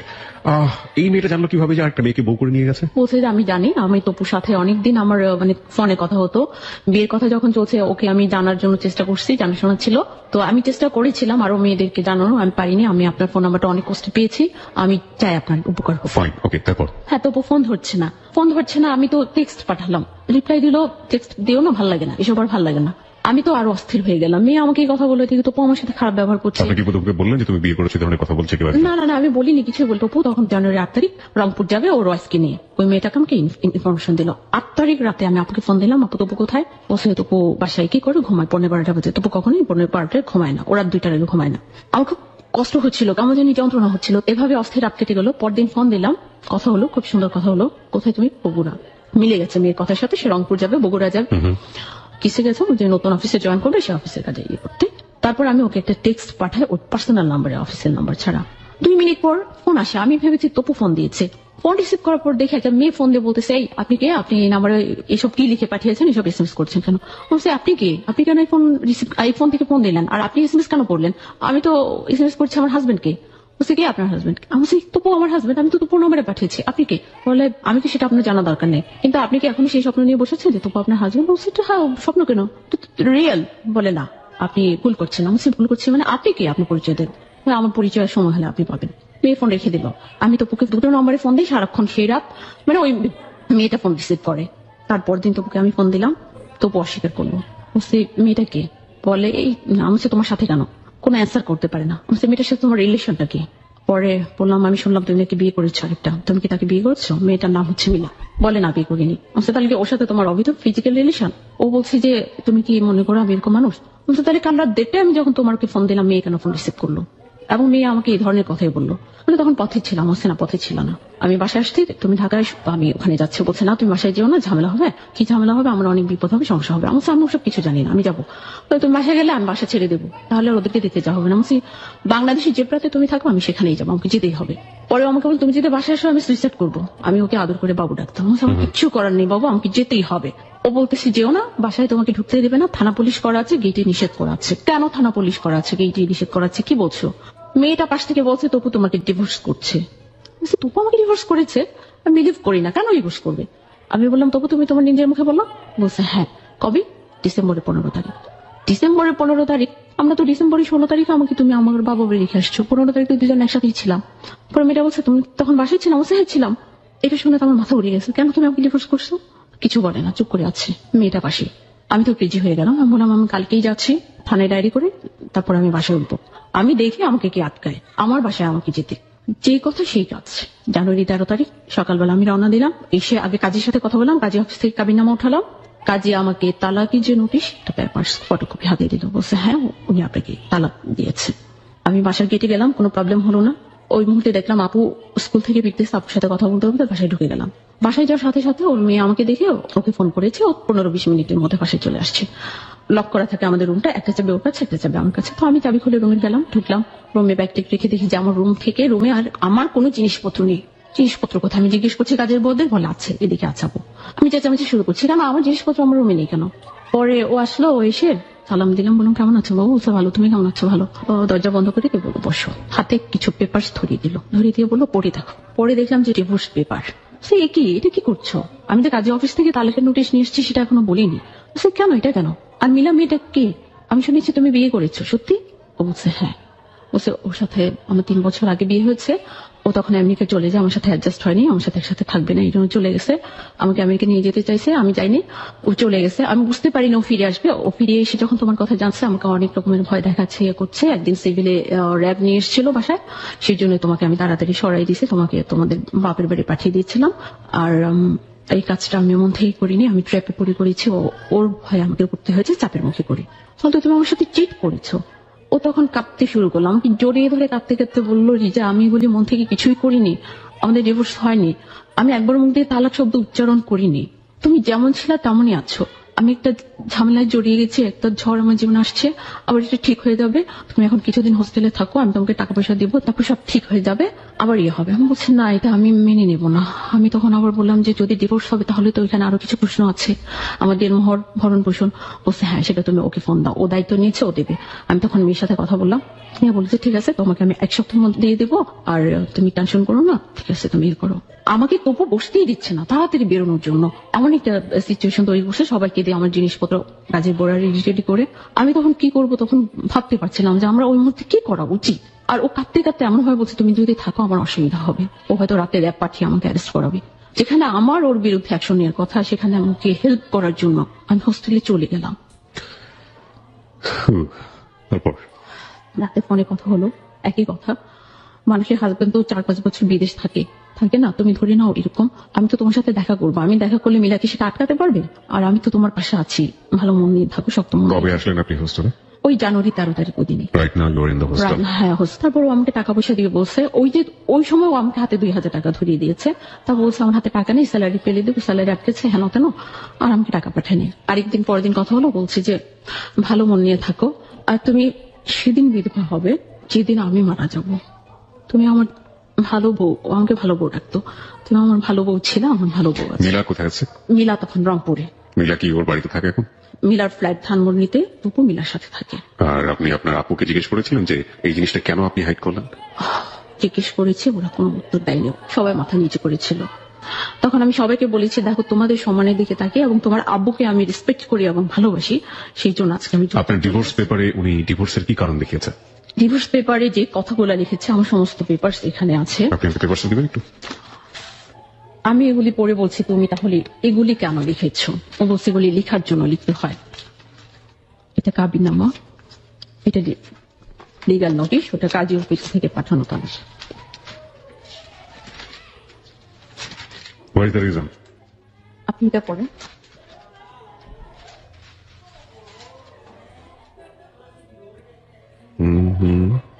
বনিবনা না হওয়া, শারীরিকভাবে অসুস্থ আপনাকে বলা হয়েছে, প্রতি 15 দিন পর পর শরীরে রক্ত নিতে হয়, 48-49 ঘন্টার আগে ঘুম থেকে উঠতে পারে না, সাংসারিক কোনো কাজকর্ম করতে পারে না, স্বামীর সাথে সহবাস করতে পারে না, স্বামী স্ত্রী মিলনও বংশবৃদ্ধিতে অক্ষম ইত্যাদি। নাও আপনি আমাকে একটু বলেন তো, এই যে কজগুলো দেখালো, এগুলোর কোনো ডাক্তারি সার্টিফিকেট সে দেখাতে পেরেছে? না, কোনো ডাক্তারি সার্টিফিকেট নেই। ইভেন আমি বলছি যে আমি চ্যালেঞ্জে যাবো, কেন তুমি আমাকে ফিজিক্যালি আনফিট বললা? না না ফাইন, আমি বলি আপনাকে, সেটা হচ্ছে যে এই জিনিসগুলো যখন সে কোন একটা অর্গানাইজেশনের প্রেক্ষাপটে করবে, লাইক এটা তো একটা গভর্নমেন্ট ইনস্টিটিউশন, সো গভর্নমেন্ট ইনস্টিটিউশনে তাকে অবশ্যই এগুলো প্রুফ দেখাতে হবে, লাইক ডাক্তারি সার্টিফিকেট দেখাতে হবে, এগুলো বাকিগুলো দেখাতে হবে। এগুলো সে কোথা থেকে ম্যানেজ করেছিল, বা ম্যানেজ করেছিল কিনা, নাকি ঘুষ দিয়ে করেছে? কোনো কিছুই তো দেয়নি, ওরকম কোনো সার্টিফিকেট নেই। আপনাকে যেখান থেকে এটা দেওয়া হয়েছিল সেখানে যোগাযোগ করেছেন? হ্যাঁ। ওনারা কি বলেছে আপনাকে? কাজী বলছে যে উনি নিজে মুখে এসে বলছে, আরো অনেক কথা বলছে যেগুলো কোনোদিন সত্য হলেও কোনো হাজবেন্ড ওয়াইফের বিরুদ্ধে বলে না। ফাইন, এটা তো উনি ওনার জায়গা থেকে বলেছে, কিন্তু কাজী কেন এই জিনিসগুলোকে নিয়ে একটা জিনিস করে ফেলবে? কারণ কাজীর কাছে তো এগুলো ডকুমেন্টস থাকতে হবে। দেখুন, আপনাকে বলছে যে আপনি শারীরিকভাবে অসুস্থ, এটা তো ডকুমেন্টস ডাক্তারের কাছ থেকে নিতে হবে, বা বাকি আপনি প্লিজ একটু নিজেকে কন্ট্রোলে রাখুন।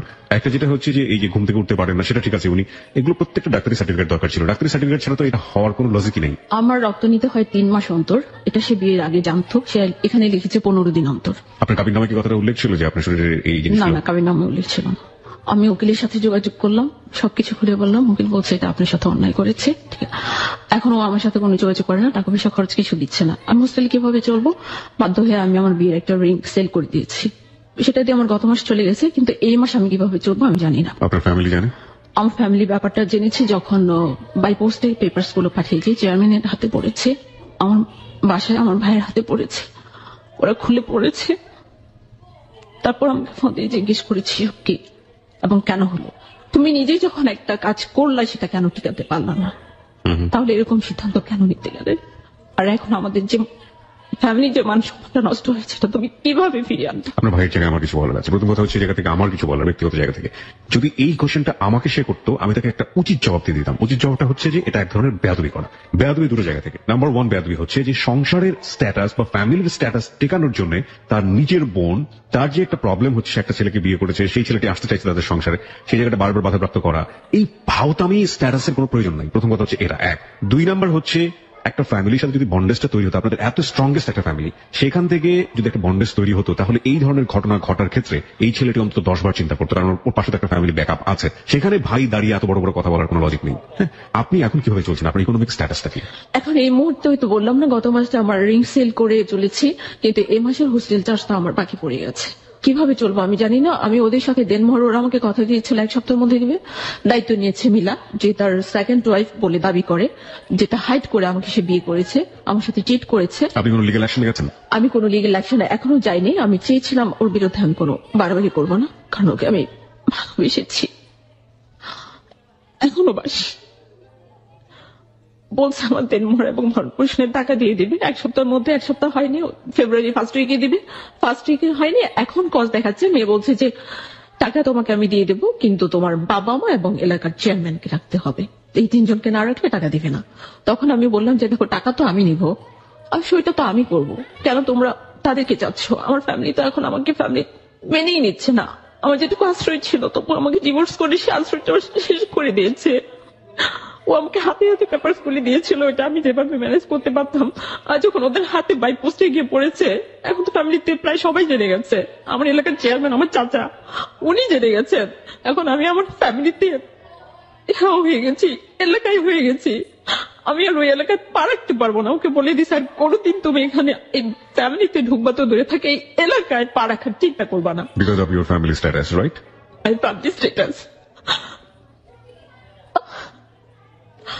তারপরও এখন তবুও আমার ফোন রিসিভ করেন। আমি ফোন দিলে মিলাকে দিয়ে ফোন ধরাই, টেক্সট দিলে মিলাকে দিয়ে রিপ্লাই দেওয়া। আমি বলছি যে দেখো, তুমি যদি ভালো ভালো না তো, তাহলে আমি আইনি অ্যাকশনে যেতে বাধ্য হবো, কারণ এটা আমার অধিকার। আমাকে ডিভোর্স করেছো, তোকে বললাম ইটস ওকে। এত কিছু লেখার কি দরকার ছিল? কেন আমাকে এত মিথ্যা অপবাদ দিয়েছো? আমি তো চ্যালেঞ্জে যাবো। No fine, it's not okay. প্রথম কথা হচ্ছে আপনাকে সে সংসার করবে না, ইটস নট ওকে। আপনি আপনার জায়গা থেকে যদি লিগ্যাল অ্যাকশনে যেতে চান, তাহলে আপনাকে আপনার অধিকার বুঝে নিতে হবে। এক, আপনি লিগ্যাল অ্যাকশনে যাননি এখন পর্যন্ত, একটা চরম বোকামি আমার জায়গা থেকে আমি মনে করি। Don't be emotional fool. হ্যাঁ, নাম্বার 1 থিং, দেখুন, যে ছেলেটি নিজেকে সেভ করার জন্য আপনাকে এত বড় একটা বিপদের মুখে ঠেলে দিতে পারে, হ্যাঁ, তার দিকে চিন্তা করে আপনি নিজেকে আপনি চিন্তা করতে পারেন বাংলাদেশের মতো এরকম একটা সমাজে মেয়েরা কি পরিমাণ ইনসিকিউর থাকে। আপনি আজকে ফার্মের একটা হোস্টেলে আছেন, আপনার কোনো ভরণ পোষণ নেই, কিছু নেই, আপনি বাধ্য হবেন কিছুদিন পরে অন্যায় পথে যাওয়ার জন্য। এবং আপনি নিজেকে একটু কন্ট্রোল করুন প্লিজ। আমার মনে হয় ভেঙে ফেললে হবে না। এখানে বলি কি দিয়ে ভাই, ইভেন সে এই ধরনের টেক্সট যদি আপনার ফোনে আপনি দেখেন এখন আছে, আমাকে বলে যে ঠিক আছে, আমি টাকা দিয়েছি না, চলতে কষ্ট হচ্ছে, দেখো ব্যবসা করে চলো।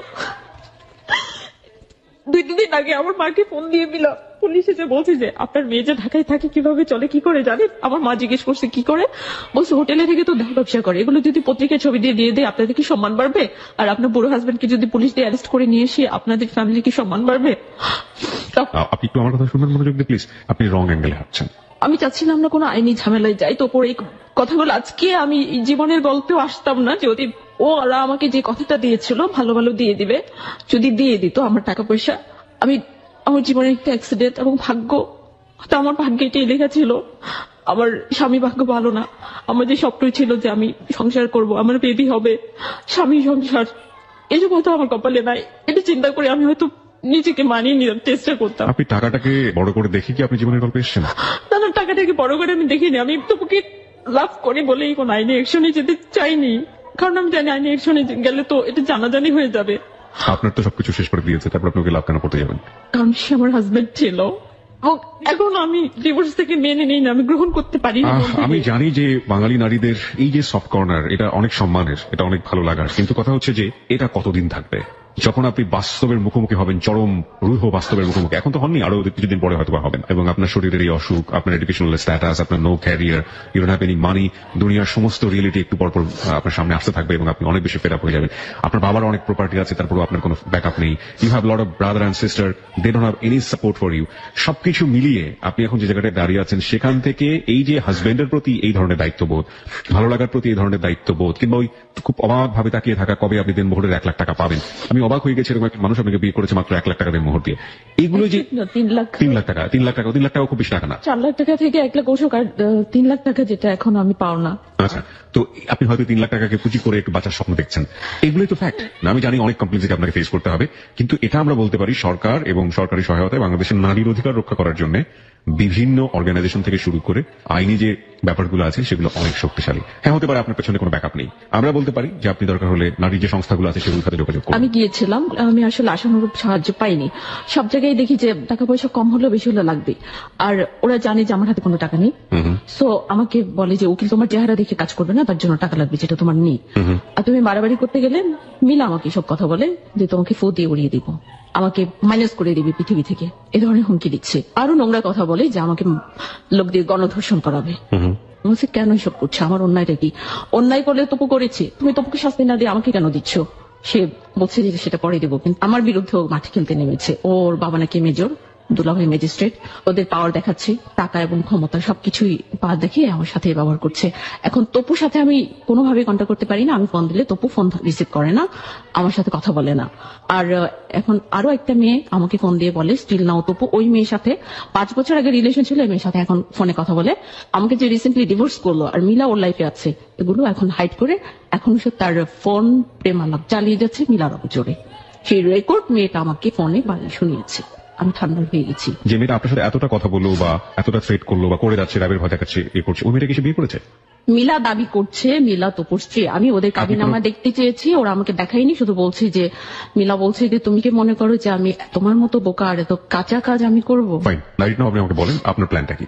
আমি এখন কি করবো, আমি দিশেহারা, সিদ্ধান্ত নিতে পারছি না। এখন এই মুহূর্তে আমার কাছে এই 3 লাখ টাকা আর আমি 3 মাসের ভরণ পোষণ আরো 50,000 করে 1.5 লাখ, মানে টোটাল 4.5 লাখ টাকা দাবি করেছি। এটা আমার কাছে অনেক বড় কিছু আমার লাইফে বেঁচে থাকার জন্য। First you want to sustain, then আপনি যেটা করতে চান আপনি অ্যাকশনে যেতে চান। আমি অ্যাকশনে যেতে চাই, কিন্তু তার জন্য আমার unit of backup. Okay fine.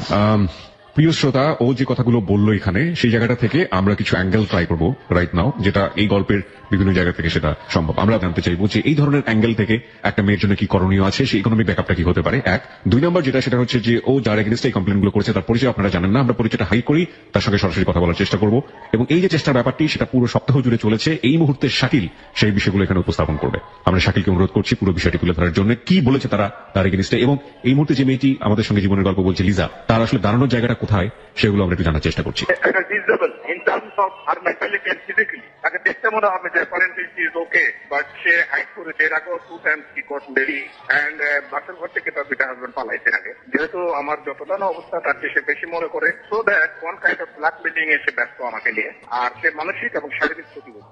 সে মনে করে সে প্রতারিত, আমি মনে করি আমি প্রতারিত। যেহেতু একজন পুরুষের জন্য ফিটটা অতঃপর বিয়ে করা, এটা করে He spoiled my time, he spoiled my career, he spoiled my profile life. টাকা পয়সা যদি পেতে হয়, she must come with her guardian. Guardian বলতে তার blood related ভাই অথবা তার ফাদার। আর তাকে ফোন নম্বর দেওয়া আছে, she can talk to my advocate. এটা আমার উকিলই সেটেল করে ফেলবে, আমার জড়িত হওয়ার দরকার নেই। কারণ ওই চাপ বদল আমার জীবনে কলঙ্কের সামনে আর আমি যেতে চাই না। লিজাকে 90 দিনের মধ্যে যদি সে ডিভোর্সটা উইথড্র করে তাহলে লিজার চাওয়ার সাথে এখানে পাওয়ার মিল হলো, কিন্তু যদি সে উইথড্র না করে তাহলে লিজাকে ধরেই নিতে হবে যে এই তালাকটা অ্যাক্সেপ্ট হয়ে গেল, তার যতটা দেনমোহর আছে সে সম্পূর্ণটাই দাবি করতে পারবে এবং যতদিন পর্যন্ত তার হাজবেন্ড তাকে ডিভোর্সের আগে অতীত ভরণ পোষণ সে দাবি করতে পারবে এবং ডিভোর্স পরবর্তী 3 মাস পর্যন্ত মেনটেন্যান্স সে দাবি করতে পারবে। বলতে যে লিজা একটা অ্যাডাল্ট মেয়ে, তার রাইটস এস্টাবলিশ করার জন্য তার পরিবারের লোকের তার সহযোগিতার দরকার নাই, সে একাই তার এটা রাইট দাবি করতে পারে। আইনি সহায়তা লাভের যদি কোনো জায়গা না থাকে তাহলে তো অবশ্যই আইন ও সালিশ কেন্দ্রে আসলে এখানে বিনামূল্যে আমরা আইন সহায়তা দিয়ে থাকি। চেষ্টা করবো যে তার কোনো ধরনের মামলা ফাইলিং না করে তার হাজবেন্ড যদি দিয়ে দেয় তাকে আমরা নোটিশ করবো। নোটিশে যদি সে মনে করে যে হ্যাঁ তার দিয়ে দেওয়া উচিত তাহলে তো খুবই ভালো, যদি না দেয় তাহলে লিজার পক্ষ থেকে যত দূর পর্যন্ত মামলা, এটা হচ্ছে ফ্যামিলি কোর্টে, তারপরে যদি তার আপিল হয় হাইকোর্টে, সুপ্রিম কোর্টে, যত দূর পর্যন্ত যাওয়া লাগে তার অধিকার আদায়ের জন্য, তাহলে আইন সালিশ কেন্দ্র বিনামূল্যে তার এই মামলাগুলো চালাবে। হ্যালো 8920 যারা শুনছেন তাদের জন্য আমার একটা মেসেজ হলো, অনেক ক্ষেত্রেই মেয়েরা ডিভোর্স নোটিশ পাওয়ার পর খুব বেশি ভেঙে পড়ে।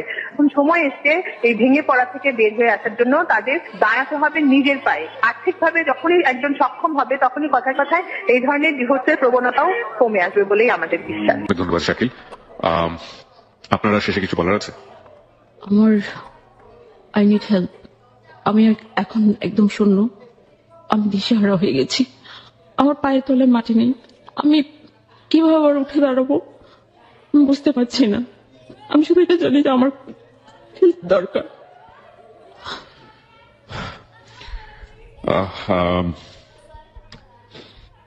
কি বলবো, আসলে কিছু বলার নেই।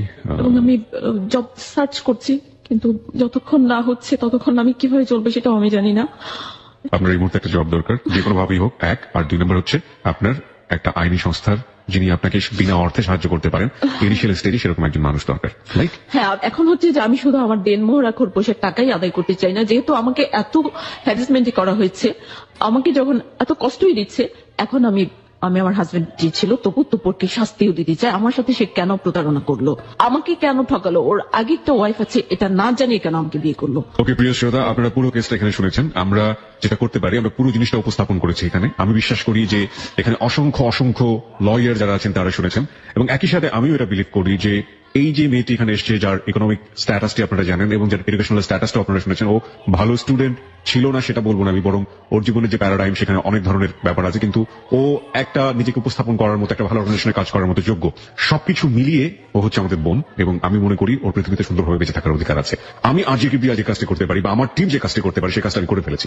সেটা হলো ওকে এই লাখো মানুষের সামনে উপস্থাপন করা। এটা আমার দায়িত্ব ছিল। হ্যালো 8920 প্রেক্ষাপট থেকে এটা এবিসি রেডিওর দায়িত্ব ছিল। এবিসি রেডিও সেই কাজটি করেছে। এবারের দায়িত্ব হচ্ছে আপনাদের, যারা আপনারা এতক্ষণ ধরে শুনেছেন। লাখ মানুষ, তাদের মধ্যে থেকে কেউ যদি মনে করেন যে ওর পাশে দাঁড়ানোর মতো আপনি, এবং ওকে আপনি আপনার জায়গা থেকে যতটুকু সম্ভব হেল্প করতে চান, নাও ইটস ইওর টার্ন। আমরা দেখতে চাই কে ওর থেকে হাত বাড়িয়ে দেন।